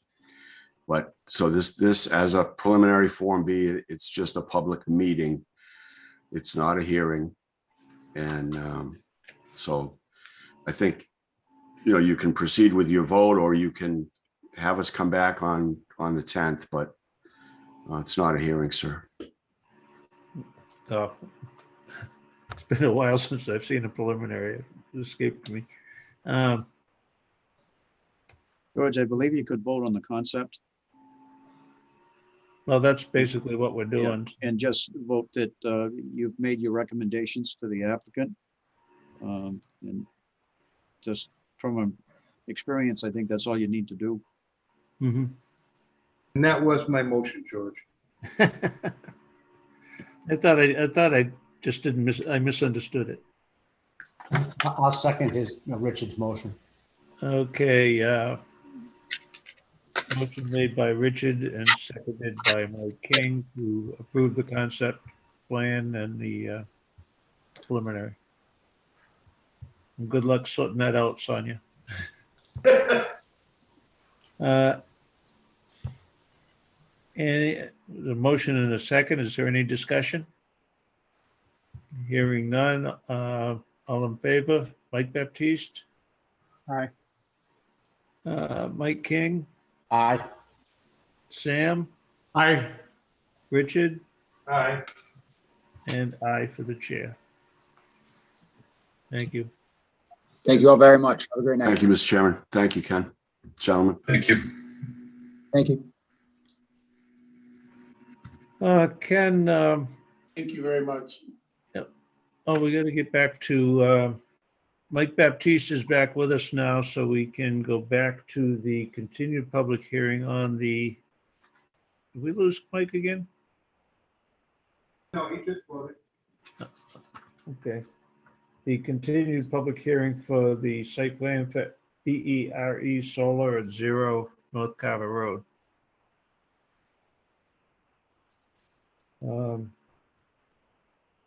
Yes, thank you, Mr. Chairman. For the record, Sarah Stearns with Beals and Thomas. Ian Ward from New England Consulting is here with me. I believe Adam Schumacher from BERE is on or will be. And also the landowner Brett Meredith is here with us as well. This is a continued hearing. When we last met a few weeks back, Mr. Rowley had given us some recommendations for some modifications to our site plans, which consisted of some adjustments to the interconnection infrastructure and some added notes in the plan related to our discussion of pad mounted interconnection equipment versus pole mounted. So we were able to work Mr. Rowley's recommendations into the plan with the note that if the utility company requires a pole mounted system, we would come back to the board to discuss that as a minor modification. So that's been added into the plan. We have regraded the proposed access road to better take advantage of the existing grade and make it less steep. We have adjusted the security fence, and we have also moved one of the battery pads outside of the riverfront area. So just taking all of those recommendations and putting those into play and coordinating with Mr. Rowley to make sure that those are satisfied. Oh, thank you, Ken. So this is a worksheet just to itemize some of the changes on the proposed access road that we worked on with Mr. Rowley. So the location off of Route 58 and the existing site access to the Meredith property has not changed. It has just been routed slightly differently off of their existing access road to the bog area. Ken, do you have the overall site plan handy, or would you like me to share just to refresh the board on where we left it? Why don't you share it and you can show what you want to show on it. Okay. Bear with me. Oh. Bear with me for a second. Okay. So this is the, everyone can see that okay? This is, thank you. This is the overall site plan. If you recall, the Carver-Wareham line bisects the project. The site access that I was speaking of is in this area, regraded and laid out a bit better. And then the battery pad that I was talking about was over in this area, and we have relocated it more to a more interior location on the site. So those are really the changes that we focused on since our last meeting. For the benefit of our two new members on the board, Sam, are you guys familiar with this project, and basically from the point of view that it's solar panels installed on top of an active cranberry bog that will remain active? I understood that in reviewing the Okay. materials, yes. Thank you. I just want to make sure this is a little different than the other ones we've been doing. Thank you.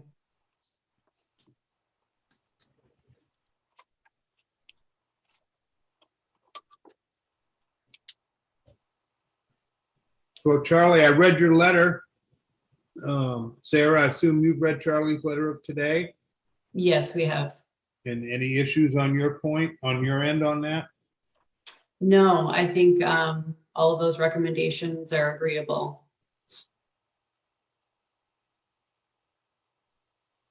I apologize to Sam and Carl. Had I had your emails, I would have copied you.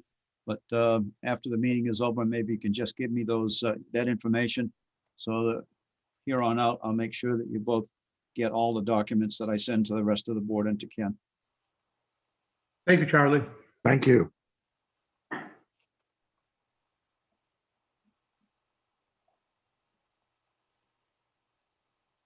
George, this is Richard.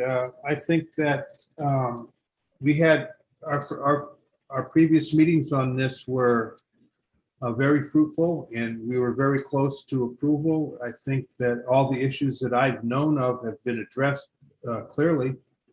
I have no more comments or questions at this time. It appears as though I didn't get the letter, Charlie, either, so. I sent it to you on your email. I don't see it there. I don't. Let me, if I may, then, for your benefit as well as for Sam's and Carl's benefit, may I just read the letter basically in summary form so that you know what I said? Would that be helpful? I was just going to recommend that, Charlie. Yeah, that would work. All right. Essentially, I said that the main things that Sarah just mentioned, that the access road has been relocated, and it's been done in such a way that both the road itself and the electric pad mounted equipment is buffered from both Route 58 and from North Carver Road. The security fencing has been added to the plan. They did relocate one of the storage equipment areas. And so my recommendation was, well, there you go, Ken. Here's the recommendations that I made, that the access road simply be raised a foot in the vicinity of where the pad is and the road there, so it won't have any ponding. The grade right there where they located the road is fine, only it's very flat. It's at elevation 70. So to bring the road up a foot just means that you won't have potentially a ponding area right around where the pads are. The second thing was that any areas of disturbance that result from the construction should be loamed and seeded. The preference there, of course, is any areas outside the actual cranberry bogs. I'm not asking that if they disturb the bogs that they be loamed and seeded. They're going to allow the vines to take over, but any areas that are outside the limits of the bogs themselves that are disturbed by construction should be loamed and seeded, such as road shoulders, etc. That the mature stand of hemlocks along North Carver Road be maintained at least in their present condition or better for the life of the project. And then I listed a number of site inspections to be done along with that. And I made these recommendations that for you to consider to put in your special permit conditions if you were to vote it. So I think that's everything. There might be one or two things on the second page, Ken, if you can scroll that.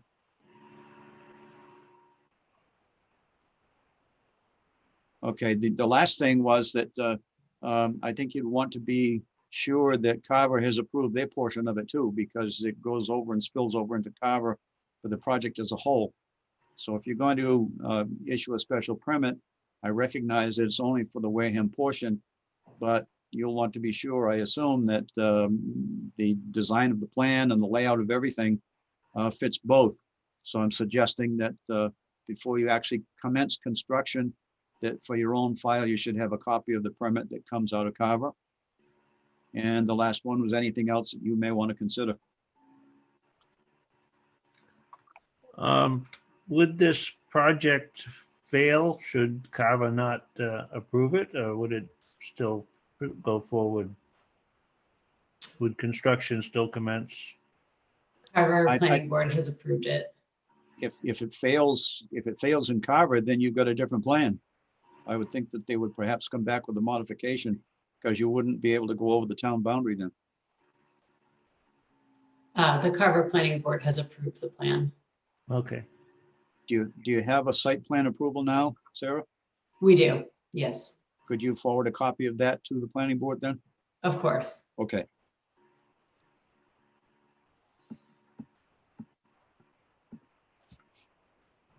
Okay, I'm good with that. I didn't have anything else written down on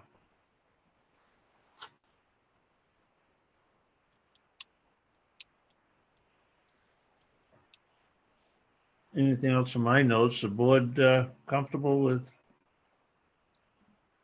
where the point we're at right now? I am. I am. This is a public hearing. I'll open it up to the public briefly and see if there's any more comments left to be made.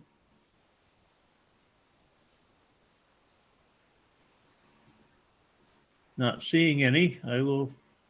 Entertain a motion to close the public hearing, Judge? I'm sorry, Nancy. No, that's okay. George, I just had a question. Will this project be going to Concom at all with all of the wetlands around there? Obviously, the bog is a wetland. I would imagine they have to go. I don't know if they've been yet. Is anyone there Yes, to answer the question? A notice of intent will be filed with the Conservation Commission in both towns. Okay, thank you very much. I just I lost track of where you were in the process. Appreciate that. Thank you. All right, Mike, where'd you go? Still here. Entertain a motion to close the public hearing? I would. Second. Motion's been made by Mike Baptiste, seconded by Mike King. Any discussion? All in favor? Mike King, since you're in front of me. Aye. Mike Baptiste. Aye.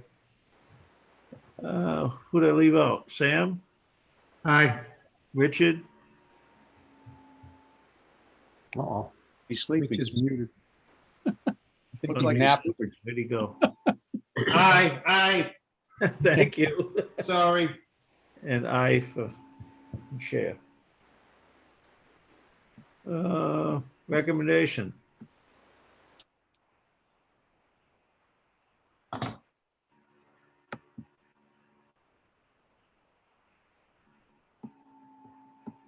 So George, I'd make a motion that the planning board approve 26-20 site plan review for solar energy installation, BERE LLC, care of Beals and Thomas, Inc., 0 North Carver Road, Wareham, Mass. Map 104, lots 1049A, 1049B, 1049D, and 1050. Second. Was that a motion with the previously mentioned conditions? That's exactly right, George. And standard conditions. And the standard ones as well.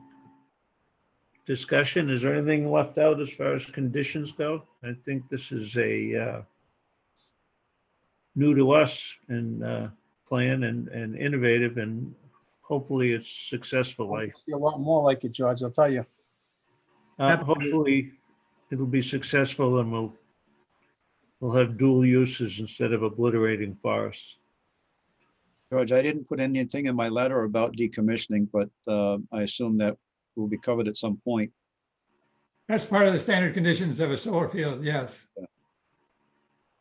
Yeah, I think that was, there's a decommissioning agreement that spells that out. If there's no other questions, all in favor? Mike King. Aye. Mike Baptiste. Aye. Let's see, who, Sam and, who else took part in the public hearing? Me, of course, aye. Richard I did. think Richard, Chris Wexler is the only other. I left Richard out of the vote, yeah. He's muted again. What'd you say, Mike? Aye. There he is. Okay, thank you. So, Richard, Mike, yeah, 4-0-1 is the vote. Sam would be abstaining because he didn't participate in the public hearing process. Can I make a comment, George, as we finish here? Sure. I'd just like to say thank you to Sarah and the applicant for working well with us to make this agreeable to everybody. I'm very pleased with the work that you've done with Charlie about the access road and minimizing the impact to the people driving by. So thank you for that. And if you could keep us informed on the success of the dual use of cranberry operation and the solar, we'd be interested to hear from you. Yes, we will. Thank you all very much. We appreciate your time and effort on these projects, and we look forward to the final decision. Thank you. Have a good night. Thank you. Thanks. Yeah. Night.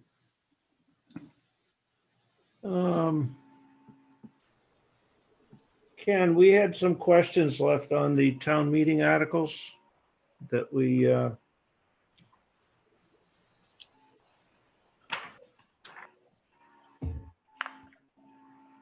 I had a couple of answers for you too, Mr. Chairman. just hold on a minute, Brenda. No problem. We'll take them one at a time. You with us, Ken? Yes, I am. Shoot, go away, shoot. Figuratively speaking, of course.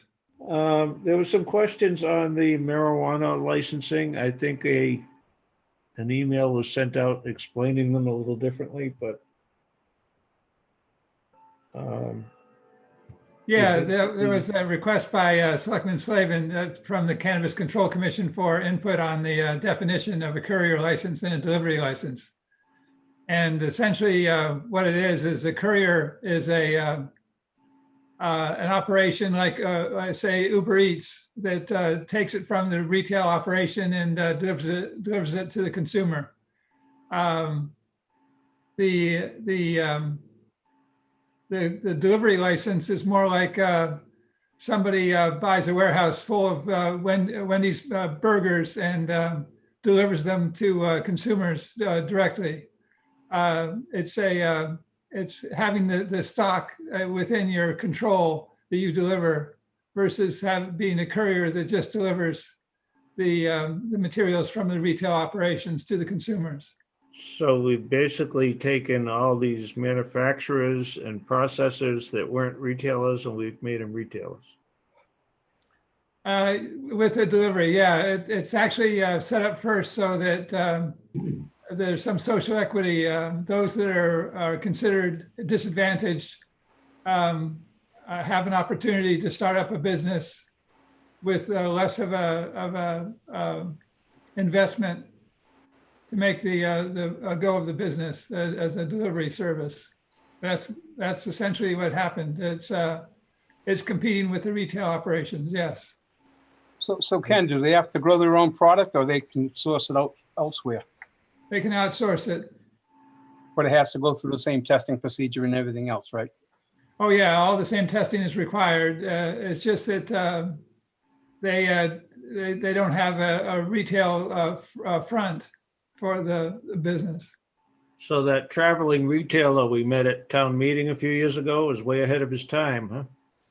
Yeah, he was a forethinker. There may be somebody on in the audience tonight who has more information on the delivery since they are interested in doing it as well. Erica Kennedy may be available to answer any questions about that. I'd be happy to share a very short presentation that we have put together for the planning board and the community in regards to delivery operators, if that's something that you'd be interested in hearing about this evening. Sure. Fantastic. Again, my name is Erica Kennedy, and I'm a current resident of the town of Wareham. I am also a state-approved economic empowerment applicant interested in seeking local and state approval to establish a marijuana delivery operator business in the town of Wareham. My husband and I have 2 children that are part of the Wareham public school system. My family has long-standing roots as public servants in the community of Wareham, and it is our hope to be a part of our home being at the forefront of benefiting from the state's newest cannabis license category. Now, if you don't mind, if I could go ahead and share my screen, if that's okay. Sure.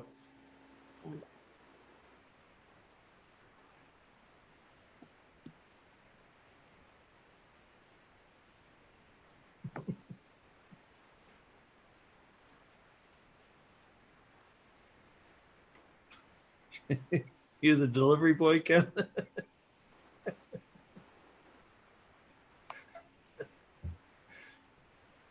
I'm so sorry about that. That's okay. I'm glad we were able to jump right back in.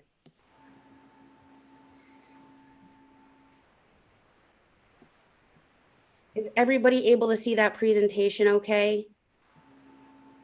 Yeah, I believe so. Yeah. Okay, fantastic. So just to give you a little bit about Doobie and who our company is, we were born out of the COVID era, and like so many, we had to take a pause, do the pivot, and put into perspective what matters most. We lived it, we listened, we learned, and we are right where we are supposed to be, building a brand that won't ask our team to find the balance because we prioritize their happiness. Let's be honest, the delivery of home cannabis is certainly older than we are, and we aren't reinventing the wheel by dropping off a doobie at your door. We are just doing it in a state-regulated way with quality control standards and safety procedures put in place. We do, however, recognize that we are in a position to use our individual and collective privileges to positively impact the quality of life for individuals that have been disproportionately harmed by the war on drugs in the communities that we become a part of. And we are looking forward to taking the opportunity to deliver at every turn. Just as a quick introduction to the delivery operator license, leading up to the state passing the updated version of the Massachusetts cannabis regulations on November 30th, the Cannabis Control Commission held 8 public meetings, received more than 250 public comments, and held 2 public hearings regarding the delivery operator license.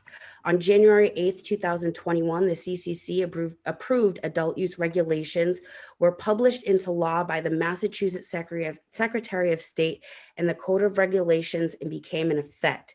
For 3 years from the date that the first delivery operator license is issued, an exclusivity period for economic empowerment and social equity applicants for the delivery operator license will begin.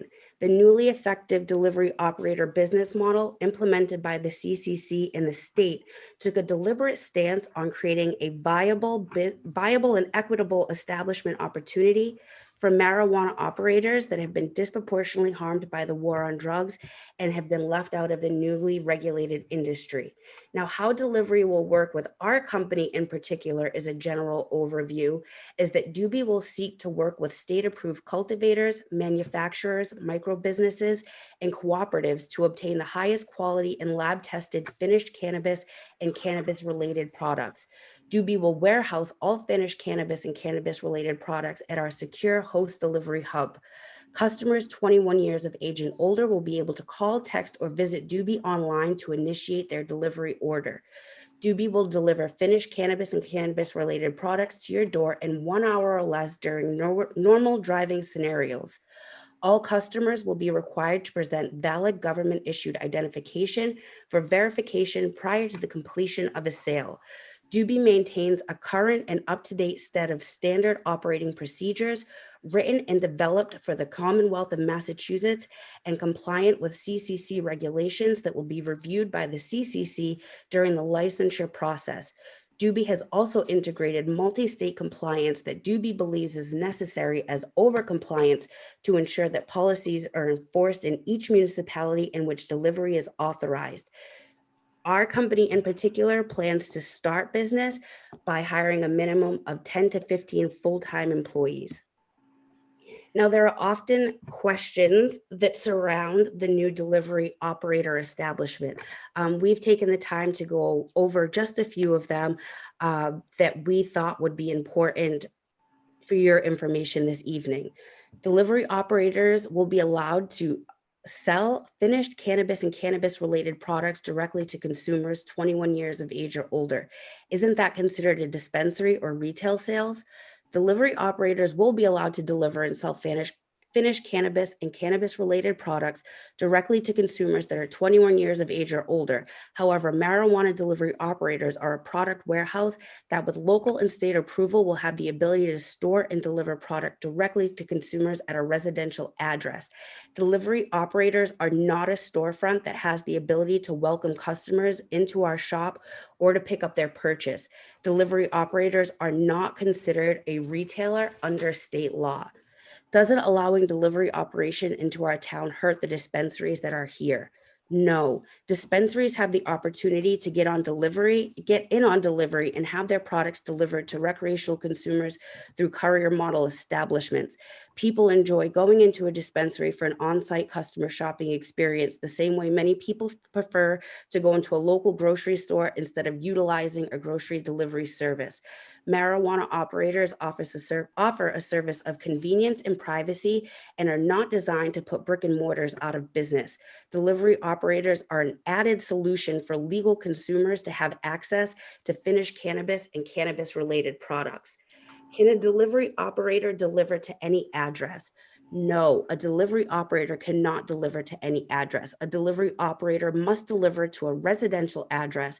And at this time, any person seeking delivery operator licensure is strictly prohibited from delivering finished cannabis or cannabis-related products to hotels, motels, federally subsidized housing, or college dormitories. One of the main questions that we get is if cannabis or marijuana delivery is safe to happen in neighborhoods? And the answer that we say to that is absolutely. Marijuana delivery may be happening in your neighborhood right now. Medical marijuana patients in Massachusetts have been able to enjoy the convenience and privacy of having medical marijuana delivered to their door. And now recreational consumers will be able to enjoy the same safe, convenient access to finished cannabis and cannabis-related products. Just, again, skipping ahead to some of the most, important concerns in traffic is one of the biggest concerns that surrounds cannabis establishments. Delivery operators come with the convenience of not having Saturday morning lines that are all often, a stigma around cannabis establishments. With no on sale sites, we don't have on-site customers, on-site traffic, and we don't create any outside on-site queuing lines. Just to skip forward ahead to, some of these, a cannabis delivery operator, can we deliver anything other than finished cannabis or cannabis-related products? No, unfortunately, a marijuana delivery operator cannot stop and pick up somebody's favorite snack or anything else for them along the way. We are only allowed to deliver products that originate from our warehouse, and we are strictly prohibited from delivering products that contain alcohol and tobacco. One of the big things for us being town residents is we want to ensure that any business that we look to bring to the town of Wareham maintains the town of Wareham zoning standards. So tonight I am requesting that the planning board take favorable action this evening, as well as the special town meeting on proposed special town meeting Article 8 to amend the current zoning use table to definitively allow for up to 3 marijuana delivery operators to establish in, and more importantly, positively impact the town of Wareham, including the language for delivery operators to establish within the Wareham zoning bylaw will allow myself and other interested businesses the opportunity to apply for a host community agreement. Favorable action tonight will not automatically grant us or any other individual seeking to do business a delivery operator license, but it will afford us the chance to go before the Board of Selectmen and any other boards deemed necessary by the town or state in order to apply for permits for both local and state licensure. Passing Article 8 opens the door for new business opportunities for the town of Wareham. The Massachusetts cannabis industry reached $1 billion in less than 2 years. Marijuana delivery is another revenue stream that can create a positive ripple effect across disadvantaged businesses, municipalities, and disproportionately impacted communities. The industry isn't showing any signs of slowing down, and restrictions have been put in place by the CCC to ensure no delivery operator is able to establish a monopoly over the market. Delivery operators are limited to 2 locations. EE and SE applicants are seeking the ability to develop a sustainable business model in our community through marijuana delivery while paying state and local taxes, creating lasting employment opportunities for town of Wareham residents, and positively impacting the community through volunteer work and charitable donations. Allowing delivery operators to establish in the town of Wareham is a present-day continuation of Wareham's reputation as being a connecting corridor and community that welcomes innovative industries. As it has been previously addressed by town officials, delivery from other communities will be allowed in Wareham. It is imperative that the tax revenue generated from delivery operators come into the community of Wareham, as well as sustainable employment opportunities for town of Wareham residents that will allow our neighbors, the capability to work where they live. The ability to collect tax revenue can aid in offsetting costs being transferred to residents and property owners, as well as the breathing room to manage the long and short-term goals of the town. Your favorable support of Article 8 this evening and further at special town meeting can be the catalyst to lowering property taxes, supporting infrastructure projects, funding short-term contractual employment needs such as a grant and or proposal writer for the town, go towards the continuous improvement of the Wareham public and other public schools and other public facility improvement projects, or can be allocated to meet several other town-based needs. Allowing delivery operators in Wareham can help to offset financial burdens that would typically be placed on residents while giving the community some budgetary breathing room. These tangible benefits come with no on-site consumer lines and no traffic. Delivery operators will benefit the community without adversely impacting the day-to-day lives of the members of the community. Delivery operators don't generate on-site customer traffic, customer parking, or customer lines. Traffic around the delivery establishment and within the host community will be minimal, as delivery operators are eligible to deliver to all municipalities within the Commonwealth that allow for the retail sales of recreational cannabis. Delivery operator fleets will not be limited to sales within the host community agreement. I apologize. I think it's also important to discuss the different ways that delivery operators can positively impact the town of Wareham. Again, I can only speak for our business and as town residents, but as residents of the town of Wareham seeking to embark on the delivery operator host community agreement process, I look forward to continuing to work with the town, formally introducing Doobie and the rest of our amazing team to our neighbors, and positively contributing to the character of this bustling community that sits nestled in Buzzards Bay.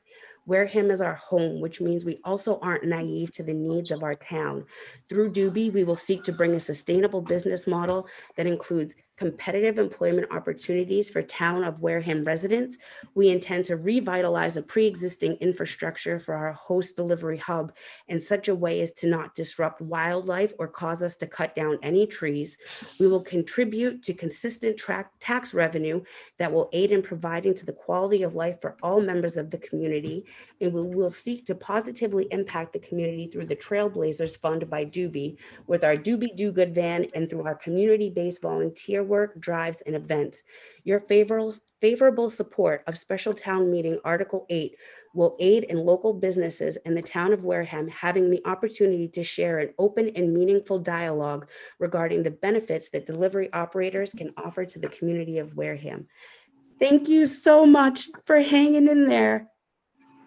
Thank you. Is there anything in there that restricts where these things can be based? Yes, the existing zoning bylaw restricts them to the industrial zoned land in town, which is mostly in around the interchange. The CS district in the east of Depot Street in East Wareham, and the institutional district in the downtown area. So Ken, could I have a Doobie? Only If I approved. had a Doobie franchise, could I have one right beside George's, right next door? No. Well, I think it should specifically be excluded from residential areas. It is. Okay. And Yeah, this, but see if I wanted to have a Doobie shop, oh, my warehouse, say it was in the industrial park, could it be right next to George or anybody else? Right next to George? Yeah. Who's George? Well, I'm saying if George had a Doobie shop and I had a Doobie shop, we're in competition with one another. We're both in industrial park, we're limited on industrial park space. That's right. And that would be the space that you could potentially occupy a retail operation next to a warehouse operation, and it'd be delivery from one and courier from the other. Could I work out of a storage facility? Yes, you could. If you you need a special permit it'd have to be approved by the Board of Appeals. Oh, Nazi was on, so you give him a heads up. Okay. so this bylaw is to set a number on the quantity of delivery licenses. That's correct. The town in the initial setup of the marijuana businesses in town said that they could limit the retail to no less than 20% of the liquor licenses that the town issues. So there are 13 licenses, so 20% was 3 rounded down, and that was the number of retail licenses that the town said that they were willing to to issue to retail operations. With the delivery coming in, the thought was to use the same restriction and limit the number of delivery operations in town to the 3 as well.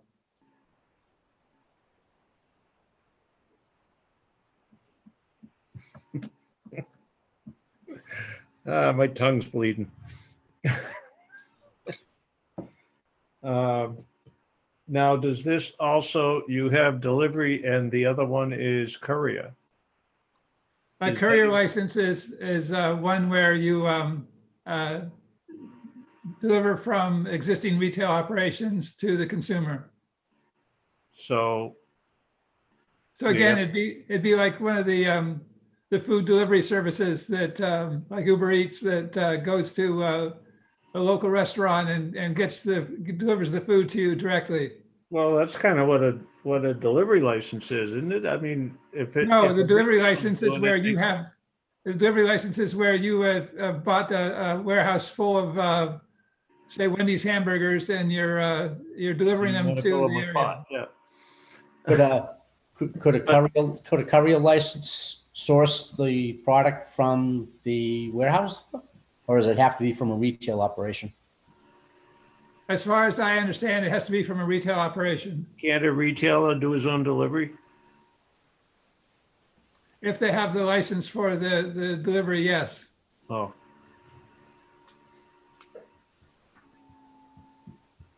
So, and this is just to deal with delivery license, not courier, That's correct. or both? Just delivery. Yeah, I think we need to be very clear here that the article being proposed is only for delivery, not courier. Delivery is from existing non-retail warehouse type locations. Courier is from existing retail locations.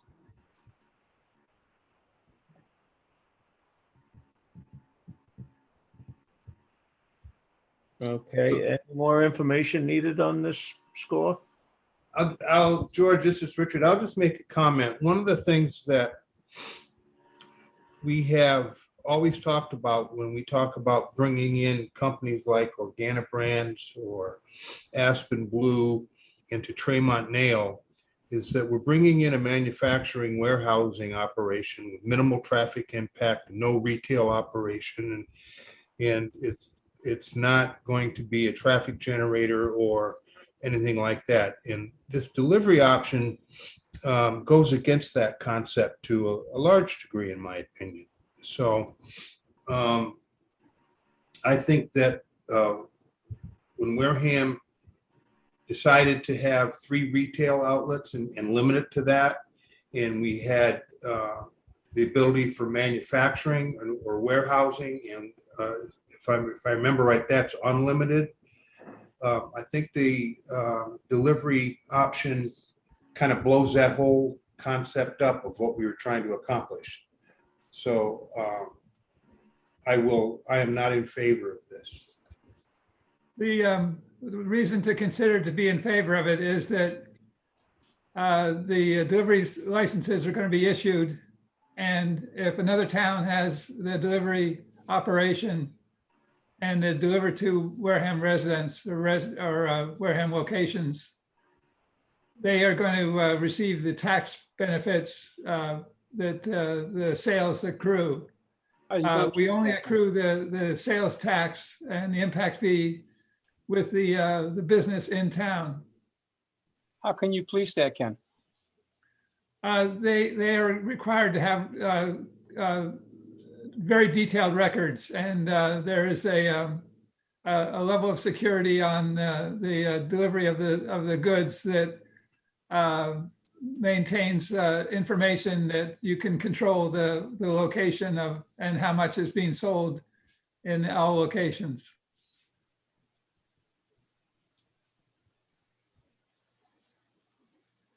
Are all the transactions, as far as transfer of funds for the order, are those all strictly online? No cash being handled at the door? I'm not sure how the transaction occurs. I would think from a safety standpoint, you're dealing with a product that has the ability to attract less than scrupulous residents. That And- wasn't. And having a delivery person handling money at the doorstep of these people, I could see that being a safety issue. At the very least, I think that all the financial transactions would have to be handled online via debit card, or if they can even take funds with a credit card. I don't believe the transaction happens at the doorstep of the delivery location. Maybe the potential applicant could fill us in on that. Absolutely. So as of right now, delivery operators will be able to accept cash and debit card payments. We are not able to process credit card payments. Payments will happen at the time that the products are delivered at the door. For us in particular, we have procedures put in place where drivers don't have a certain amount of cash on them over total product value.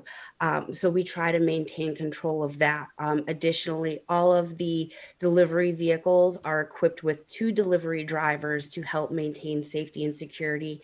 And all of the drivers are required to wear active body cameras. Okay, thank you.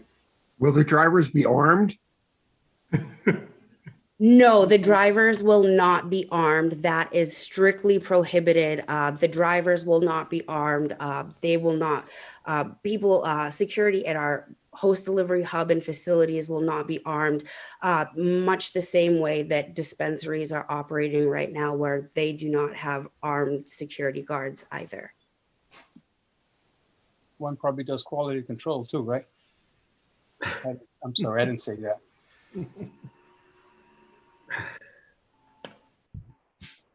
Do the delivery vehicles have advertising on them? No, the delivery vehicles are not allowed to have advertising on them. All of the delivery vehicles must be unmarked, and they have to be registered in the state of Massachusetts and leased or owned by the delivery company.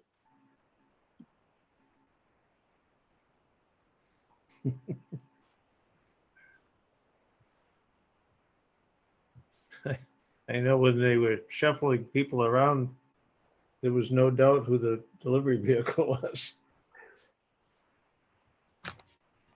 Looked very similar to my truck. Moonlight, George? I could have made extra money. There's a lot about this that I'm not comfortable with. I understand the pressure you have. If you don't do it, somebody else is going to do it.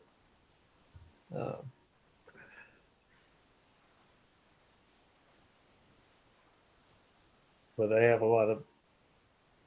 I've run into a lot of things I find disturbing with the whole marijuana legalization, mainly the use around small children, but that's not up for discussion here at the moment.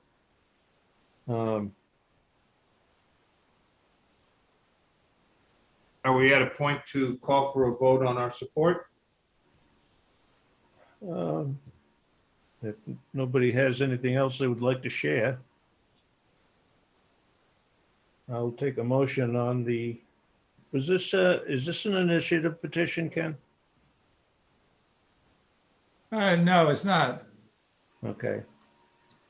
So George, I'll make a motion that the planning board, I guess I word this, support Springtown, special town meeting Article 8 marijuana delivery regulations to amend the zoning bylaws, inserting section 393.1 to read, the number of marijuana delivery establishments shall be limited to a total of 3 separate establishments within the town of Wareham.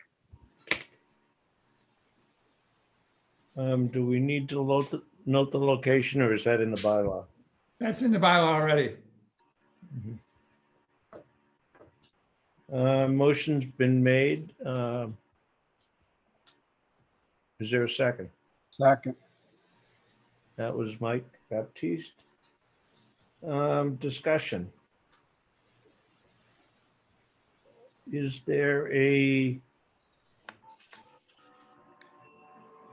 desire to change locations or expand on locations or? I think that's probably a bigger discussion on the, because that potentially impacts other marijuana uses and businesses. Mhm. All right. Motion's been made. I think I saw Richard get up. Is he, you I'm within here. range, Richard? I'm here. Okay, thought I saw somebody get up. So the motion's been made to allow up to 3 delivery licenses in the town of Wareham. Any further discussion? Hearing none, all in favor, Richard, No. Mike Baptiste, No. Mike King, No. sounds unanimous. Sam, No. I don't know, does Kyle join in on this? Ken? I'm sorry, who are you saying? Does Kyle vote on this recommendation? He can vote on it if he wants to, absolutely. Then I would vote no. No, it sounds unanimous. Now that that's close, I just have a question. If we can deliver cannabis, why can't we deliver alcohol? Well, that's well, I think it's kind of backdoor. There might be a delivery license available. I'm not sure. But you're right. I think the Cannabis Control Commission should be abolished. We'd save $1 million.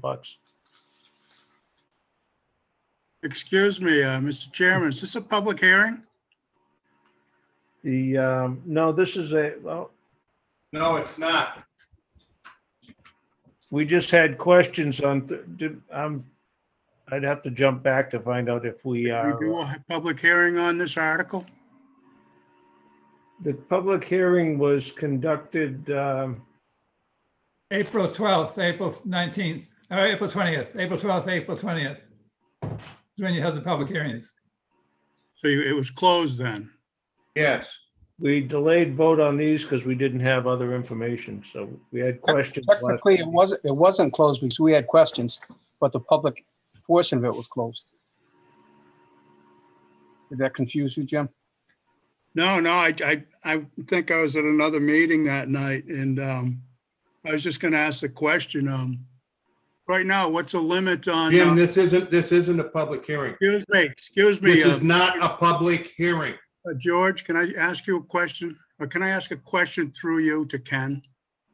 George, this is not allowed. Well, I don't think we were exactly clear on that point. So I will take one question, Jim, if I can help you with that. At this point in time, what is the limit on delivery licenses for the town of Wareham? They aren't allowed at this particular time. They are? To my knowledge, unless it delivers from another town.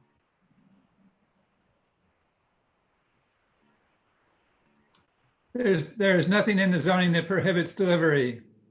The only thing that stops it is the host community agreement that the town has to issue to allow the business to take place in the town, within town boundaries. Well, our current bylaw says 3 retailers, period. And That's right, but it doesn't put a limit on other types of businesses. But without this bylaw, there'd be all deliveries would come from out of town. Correct? George, Unless can we move on? unless the Board of Selectmen issue to host a community agreement to a delivery business. Can we move on to the next article, please, George? Yeah. The number 8 is, although that was 8. Why do I have them listed differently? I know Brenda was on, so we'll talk about the initiative for local affordable housing.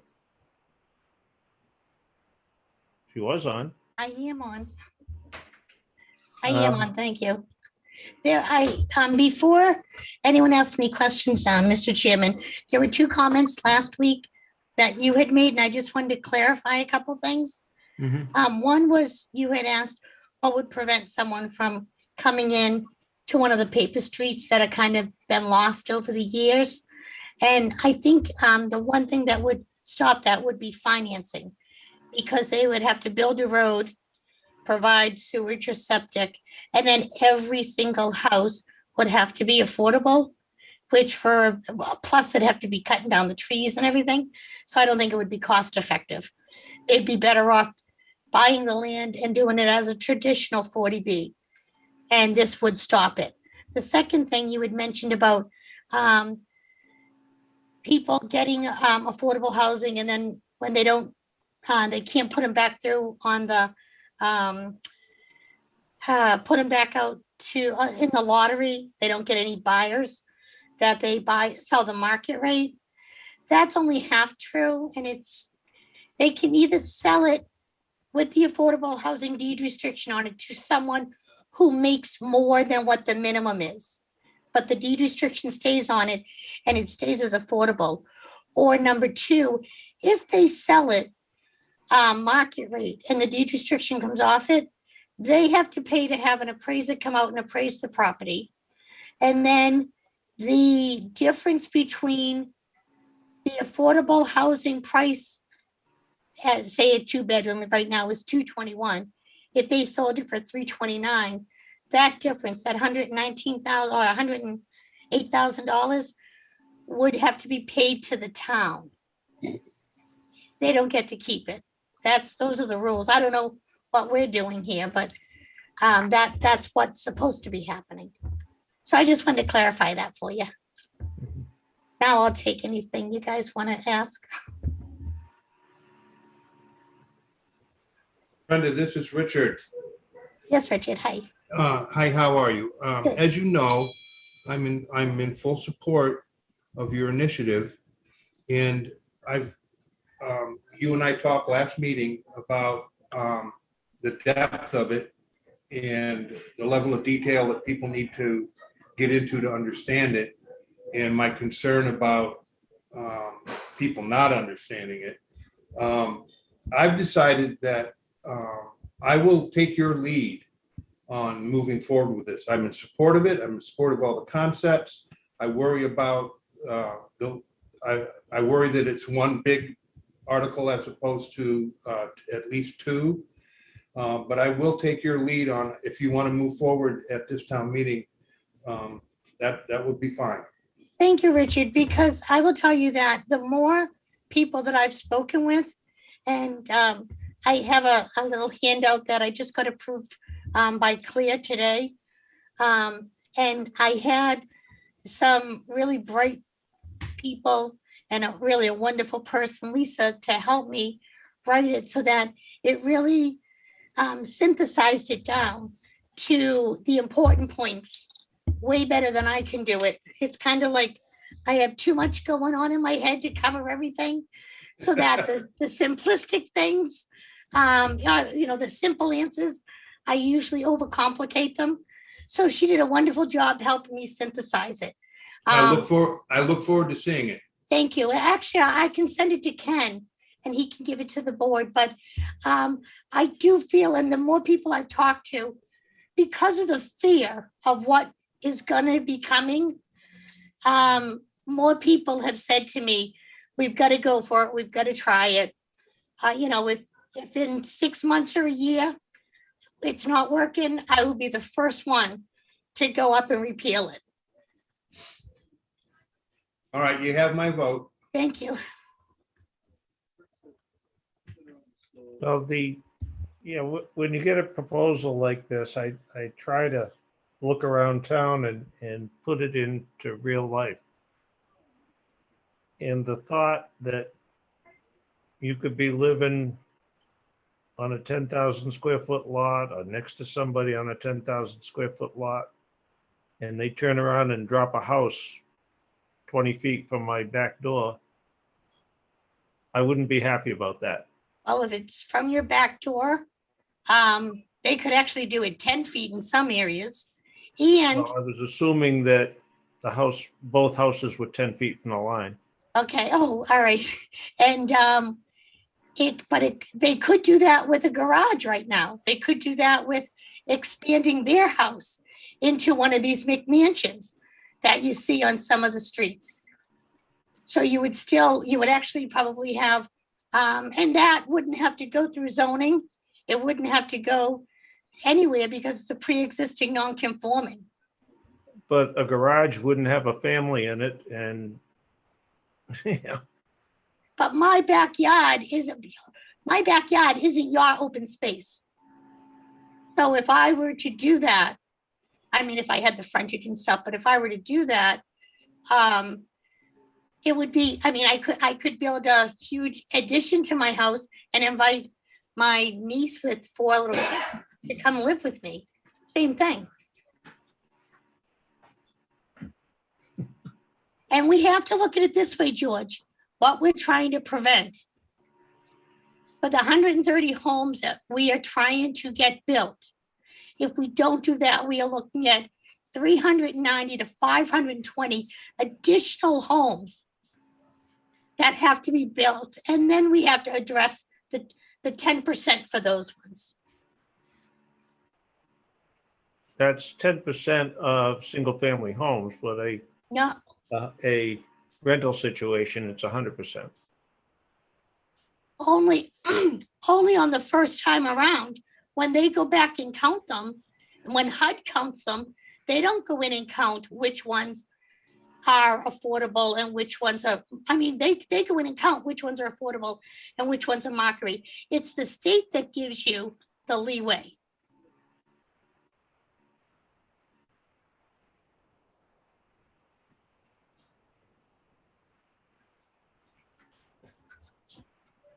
Anything, anybody else have any comments or?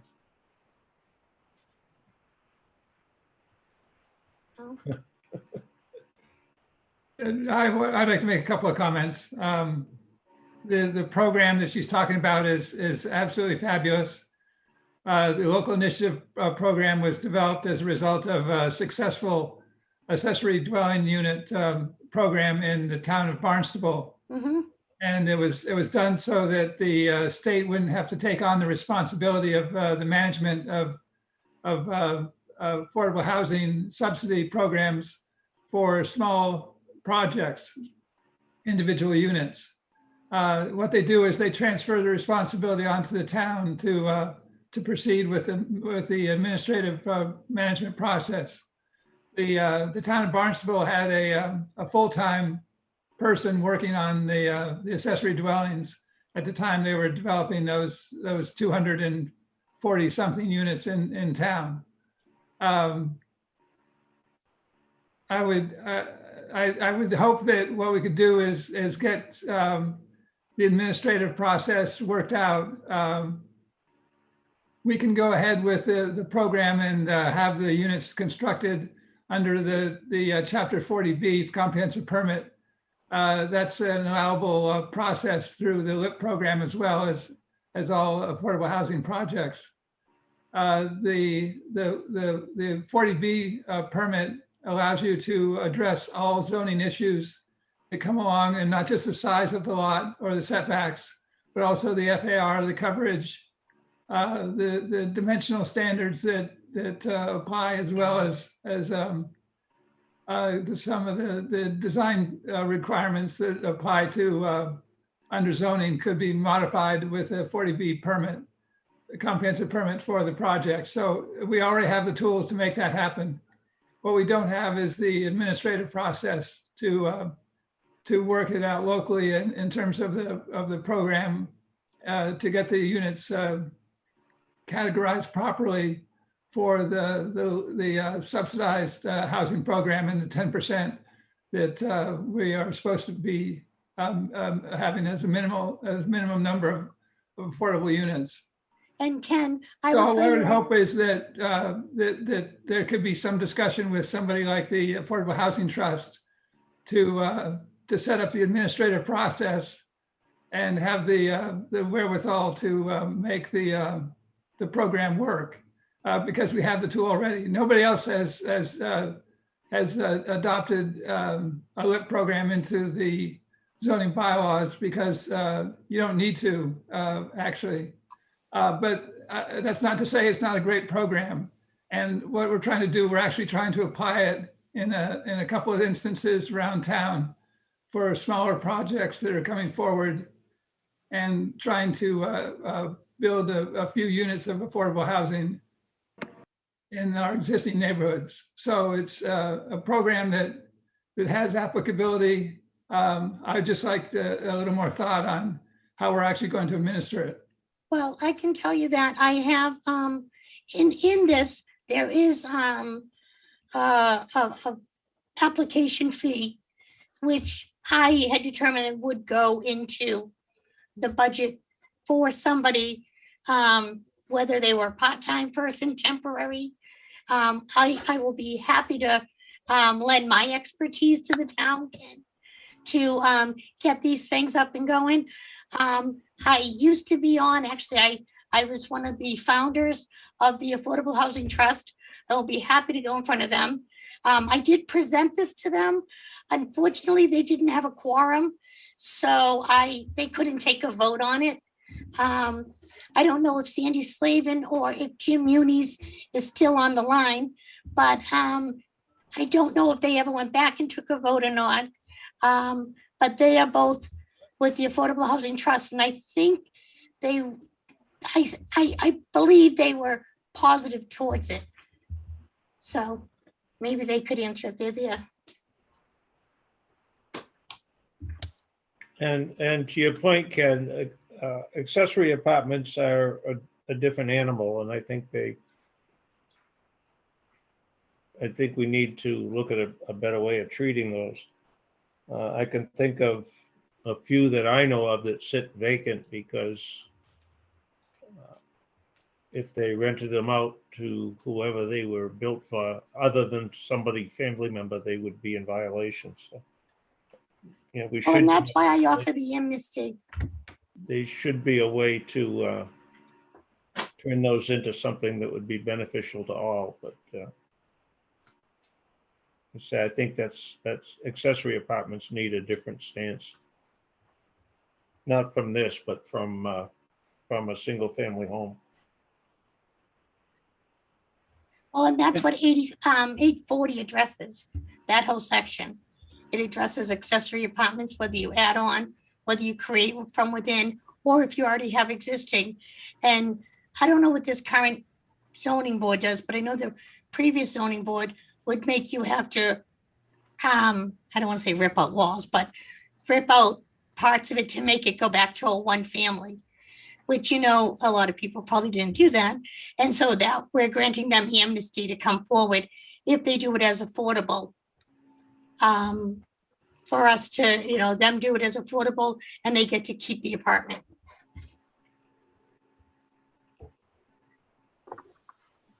George, can I ask Ken a question about the administrative? Sure. Ken, how much time or effort would it take to put together an administrative policy that could be presented?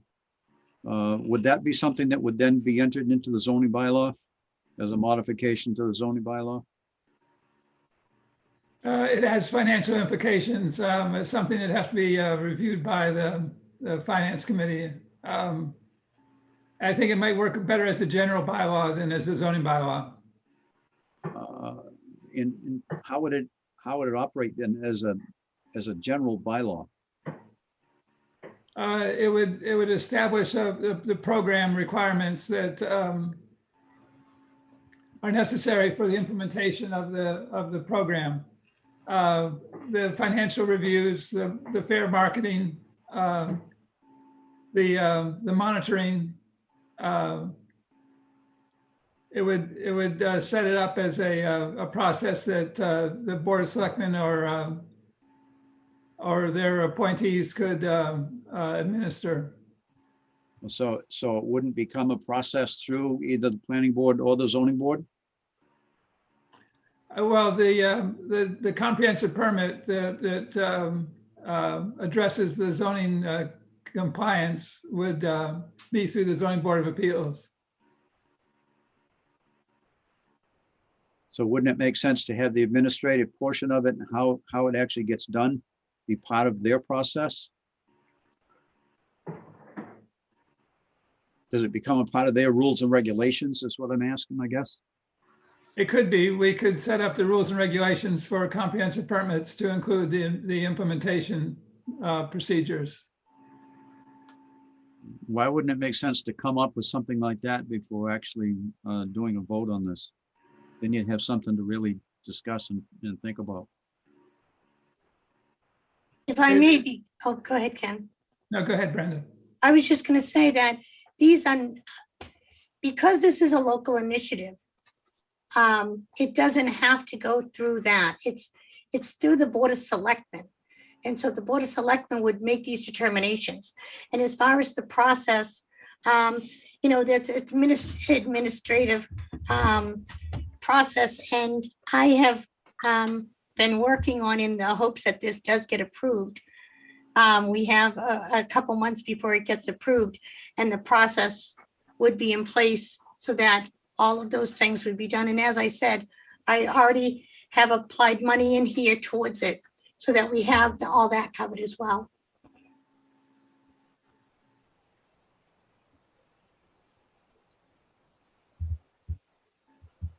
But the issue really is that do you want to try to solve our affordable housing problem? Or do you want to be at the mercy of the big developers? That's what it comes down to. So I, for one, would say that I always try very, very hard not to confuse implementation with conceptualizing or design. Brenda's come up with a design and a concept that could be to our advantage to help us with several aspects of our affordable housing situation. Absolutely sure there are lots of implementation questions.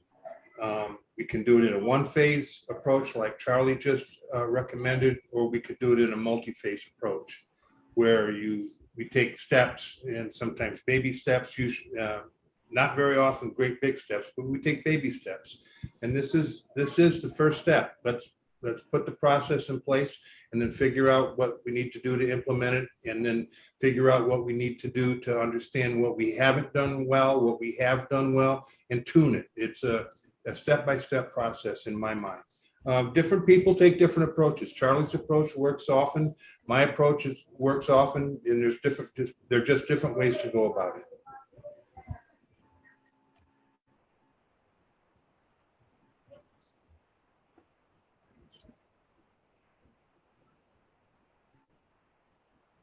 Anything to be said? I think we should call for a vote of support. Is that a motion? Well, you want me to read it out here? I gotta find it. Oh, boy. I had everything all sorted out before, too. Now they're all mixed up.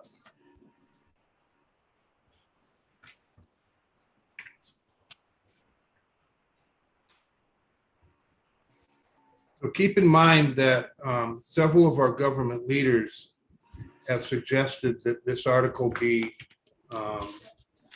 postponed for further study. I think that needs to be part of our discussion. So I'm sorry, Richard, who? I'm not going to get into who.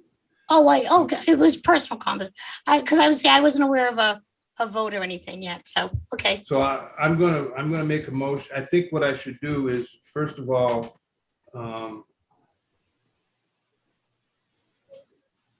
Ken, help me here. Can we have a three-way vote? Can we say we vote to support, we vote to postpone, we vote no? Is that feasible? Why would you do it three ways? Yes, no, and maybe. You could vote to support, and then when there's whatever the results are, then you could also vote to further study. Perhaps. And That's right. Take one at a time and vote. And if it doesn't have the consensus that you want, then you can motion to some other action. okay, so I'll make a motion that for the annual town meeting, Article 26, the planning board vote to support the local initiative program zoning bylaw amendment. You recommend town meeting vote for it, if that's what you mean. That's what I mean. Favorable action. In usual town meeting parlance, that would be you recommend favorable action. Yeah. I recommend that, I'll amend my motion to say that I make a motion that the planning board vote for favorable action by town meeting for annual town meeting Article 26, local initiative program zoning bylaw amendment.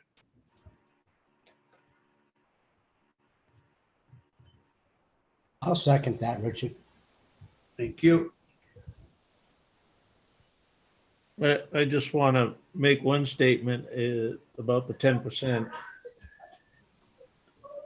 I don't believe it for a minute.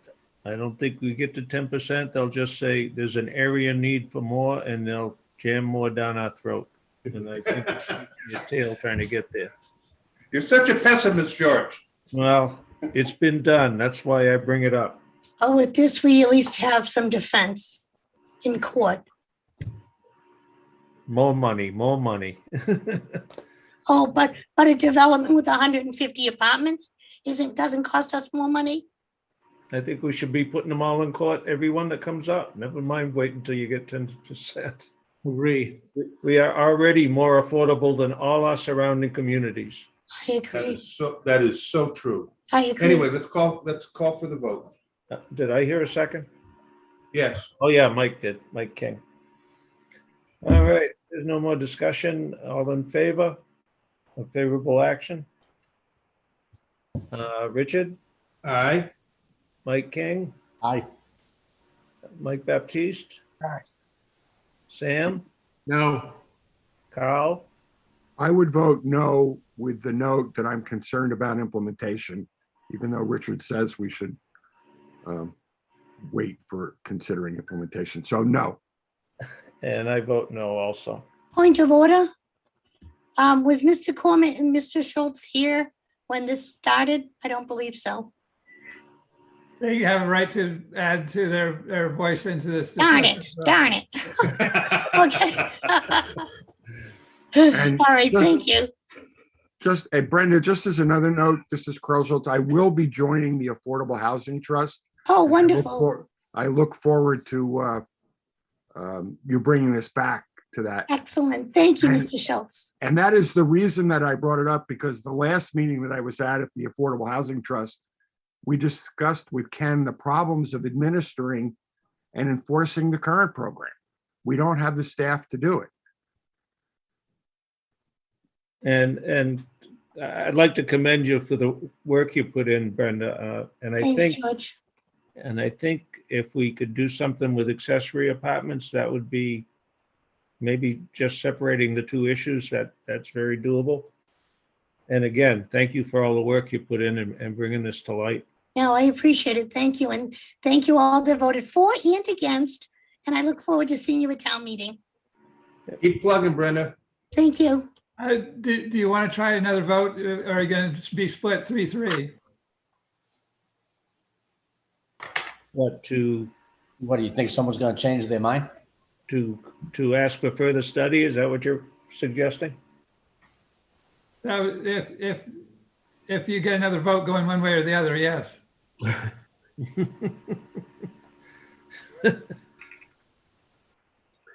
What's that mean, Ken? Well, how are you going to recommend to town meeting on this split vote? 3-3. The planning board voted 3-3. Yeah, Exactly. but Ken brings up a good point. The key thing that scares me on this is that the concept of this is very, very good. The implementation absolutely is going to be difficult and convoluted. but as I tried to comment before, and this is just my personality, that doesn't scare me. I'll tackle that when that comes. But if this goes up in front of town meeting and fails, it can't come back for 2 years. You could come back in a different form. Well, and that's a very subjective term. Sam, you wanted to comment there? No.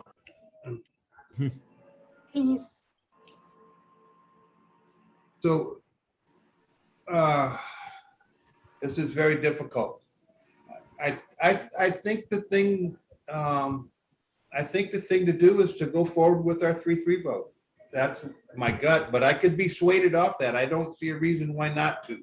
Ken, you haven't convinced me.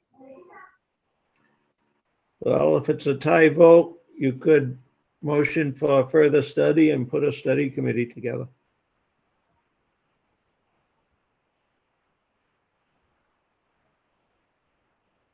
George, is it open for a question or not? Could I ask? Shoot. Let's assume this passes town meeting. How then does it get implemented? Without any further language or going any other place, and it passes town meeting, who gets the application? Who holds the public hearing on it? Who does the work after that? If I may. Mr. Chairman, if I may. Oh, yes, please. It's the Board of Selectmen. It's their purview. The applications which I have drafted would be at the Board of Selectmen's office. They would have to be filled out. They're very similar to our regular applications right now for an addition or something like that. They would be filled out. They would have to have attached to them the requirements as far as the lot,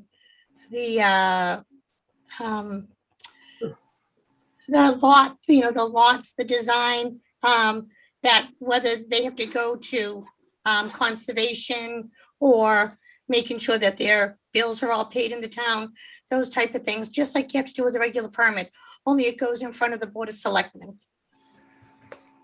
Charlie, are you asking, I should ask, does this, for years, contiguous parcels have been required to combine? Yes. Does it automatically allow you to create a non-conforming lot without further action? That's what it does, but that's what 40B does.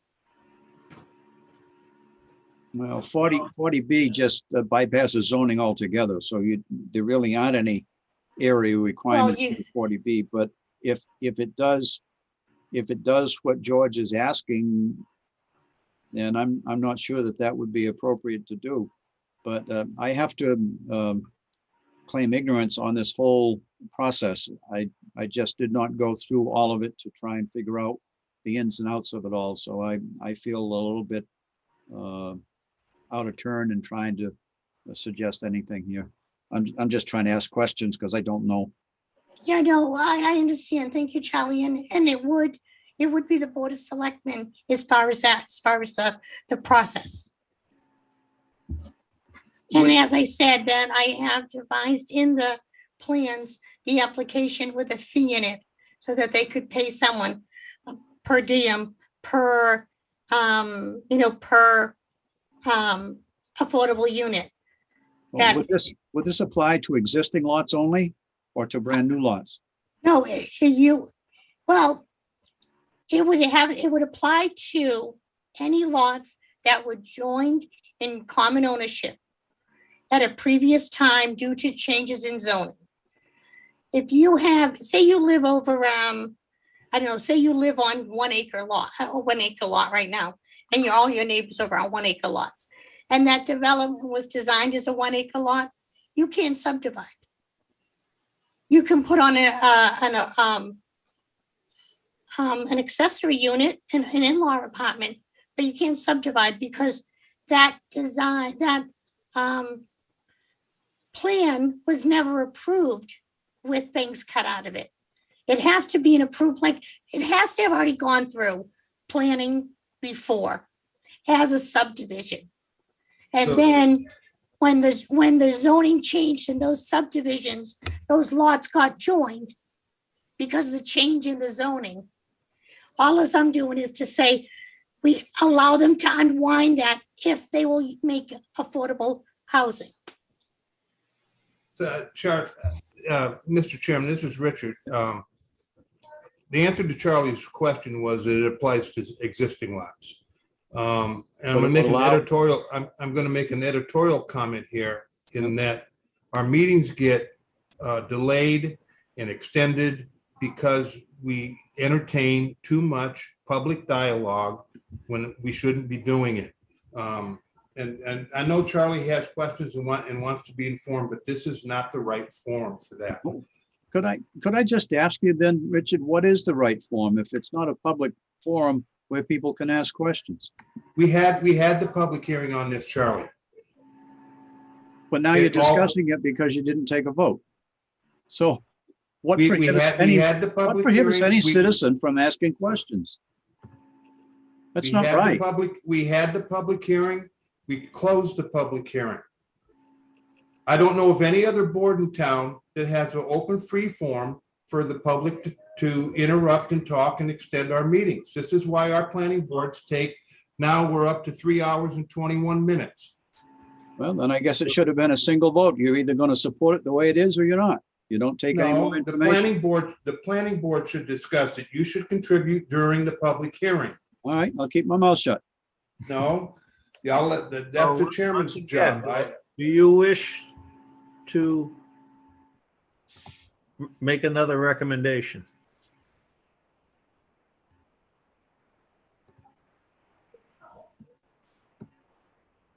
I think we're done, Charlie. I mean, George, excuse me. George, I'm new, but you had a public hearing. We've discussed it. We voted. Why are we still discussing it? Great point. Aren't we done? The question was, do you want to make another recommendation? Apparently you don't, so we're done. Absolutely. Thank you. The last one we have remaining is the stormwater.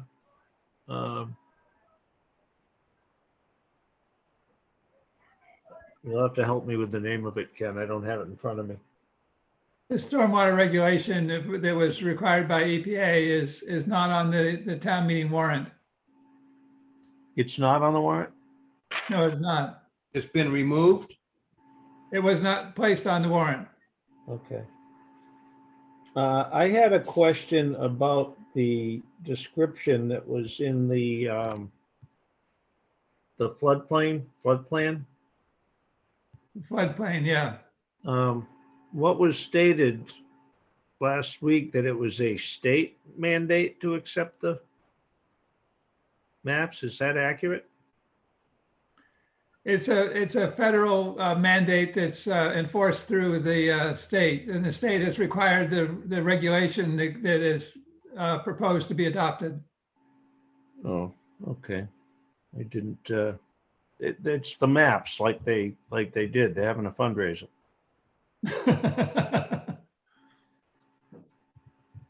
George, I believe we still have to go back and revisit the quantum question on WV1-R, the redevelopment district.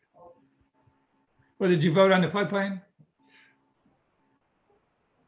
Yeah, that was just a question I had.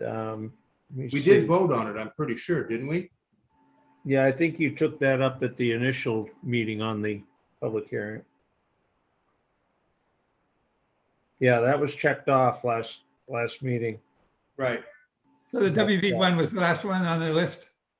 We already voted our yay or nay support on the article. We did not vote on the quantum. I don't know how to say the phrase, but we did not vote whether it's simple or super majority vote. And the reason we did not do that was because, Ken, you'd put together a checklist and you weren't at the meeting, and we wanted you to be here for that discussion. All right, well, basically, there are several ways that this is conforming to the simple majority. It increases the density of housing in the district. It reduces the amount of parking that's necessary, and it's a mixed-use special permit that's administered in a location adjacent to an MBTA train platform. So it checks more than one box to be a simple majority. You weren't here last week, but I called it the poster child for the new law and regulation about zoning. I like that. That's absolutely right. This is not one that the Attorney General would turn down if it was done as a simple majority. Jesus. That's for sure. Now, So the thing is, I caveat that with the idea that the town council has said that the town moderator is the one that actually makes the call as to the simple majority and the supermajority. So what I'm recommending is that the findings that the board makes, since they're going to be making findings on a regular basis from now on, for every special permit that comes through that has housing in it or something in it that may be applicable, that you'll be familiar with the use of the regulation and should make the recommendation to town moderator as to what you think is appropriate, and let her or him make the decision as to what the quantum of vote is. So given that, I would make a motion that the planning board vote to qualify the Wareham Village Redevelopment District, WV1-R, as a simple majority vote and make that recommendation to the town moderator. I would second that. Any discussion, any questions? Especially our new members, are you up to speed on this Yes. amendment to 40A? Yep. Yes, I went back and reviewed the prior board meetings and the hearings. So I think I understand it. I think that's the stance that all of us have, honestly. If there's no discussion, I will call for a vote. All in favor? Mike King, Aye. Sam, Aye. Richard, Aye. Carl, Aye. Mike Baptiste, Aye. and the chair is aye. Mr. Buckland, can I ask a question? Town Council Bowman has made the recommendation that the planning board recommend a town moderator and town moderator make the final determination. Is that what I understood you to say? No, that's incorrect. The town moderator is in charge of making the determination as to the quantum of vote. It was the opinion of town council. He did not say that it was his opinion that the planning board should make a recommendation to town moderator. Has something new happened? Because the latest guidance that we've received from the state is exactly the opposite of that. I think the moderator is looking for a recommendation from the board. The guidance from the state says that the planning board should make the determination and present that determination at town meeting. I don't care. I mean, I'm so frustrated with the lack of procedure and process on this whole thing. I'm ready to shoot myself. I'm glad that our town has come up with a process. I really don't care what it is right now, as long as we have one. But I'm also concerned that is our town moderator or our town council making determinations that are unique for Wareham and Wareham only. You know, I think the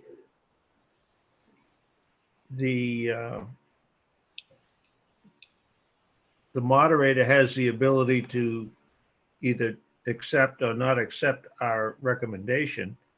And I would think the body has the same option if somebody wanted to amend that decision or challenge that decision, but I don't know. Well, I sure would like to see that written down somewhere. Yeah. But let's just move forward. I'm just making a comment. This is to Sam's earlier point. We already voted while we're talking about it, so.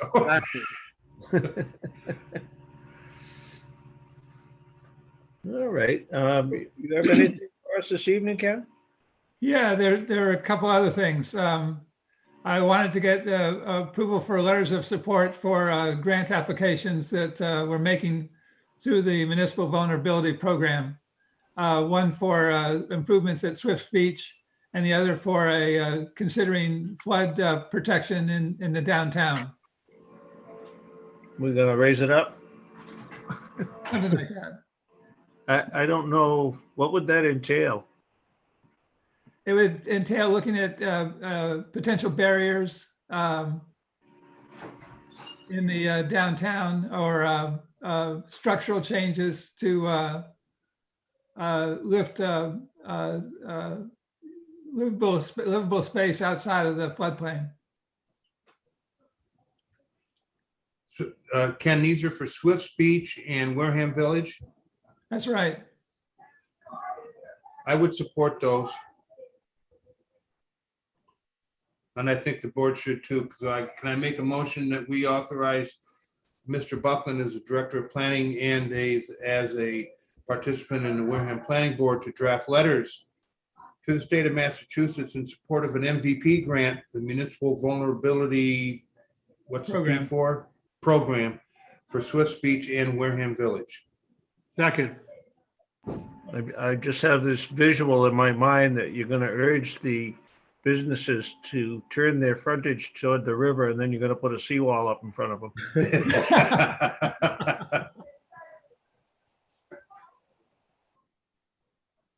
We'll give them docking space on their backyard. How about you take the two bridges out? We have a real harbor in there. Know where we can get some sand sheep, make a beach. A motion was made and seconded. I missed that. Yes. I think Sam seconded. Didn't you, Sam? Correct. Any discussion? All in favor? Let me go down the list again. Mike, King, Aye. Sam, Yes. Richard, Yes. Kyle, Yes. Mike Baptiste, Yes. and yes for me. I was remiss in your comment about Littleton Drive, Richard. You were looking for a letter of support. Could you describe that? I think Ken, are we past the deadline on that? Yeah, we are essentially. So I think it's moot right now, George, and that's my bad, not yours. No, I should have brought it up sooner. You did. I will say this, though. I've got about eight letters of support from various boards and officials and senators and representatives that serve Wareham. So we did well. Okay. The last item that, Mr. Chairman, that I wanted to discuss was May meetings. Right now, you have scheduled a May 10th meeting on your regular schedule and a May 24th meeting, which is Memorial Day. So right now we have one meeting on May 10th in the month of May. You have 4 preliminary plans that are being submitted as a result of the bylaws that were presented to the town.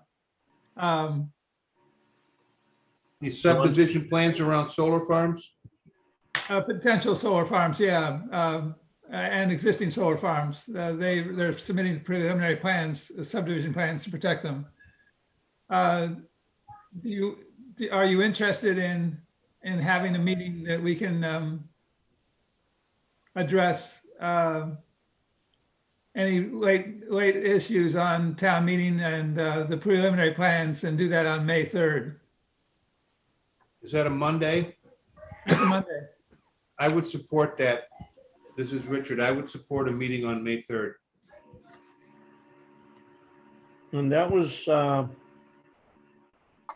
one of the things we discussed last week, Ken, was specifically grandfathering those in the pipeline on the solar fields.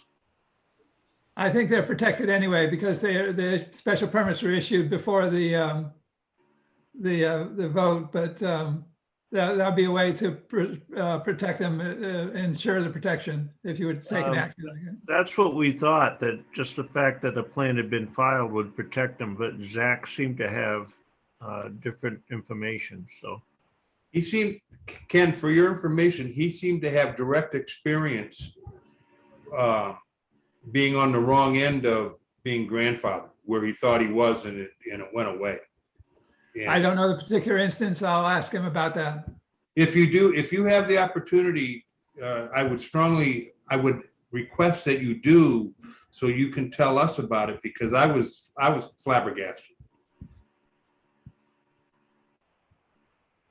I'll do that. Ken, a question on that, if I could. If they actually commence construction, they would be protected then, would they not? Yes, they would be. Yeah, I think once a actual permit has been filed, I think they do have protection, but. Yeah. The filing of a special permit does not protect them against zoning changes.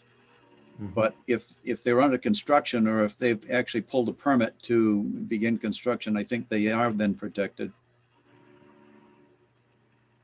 Well, I tell you, we as a board need to get clarity on this.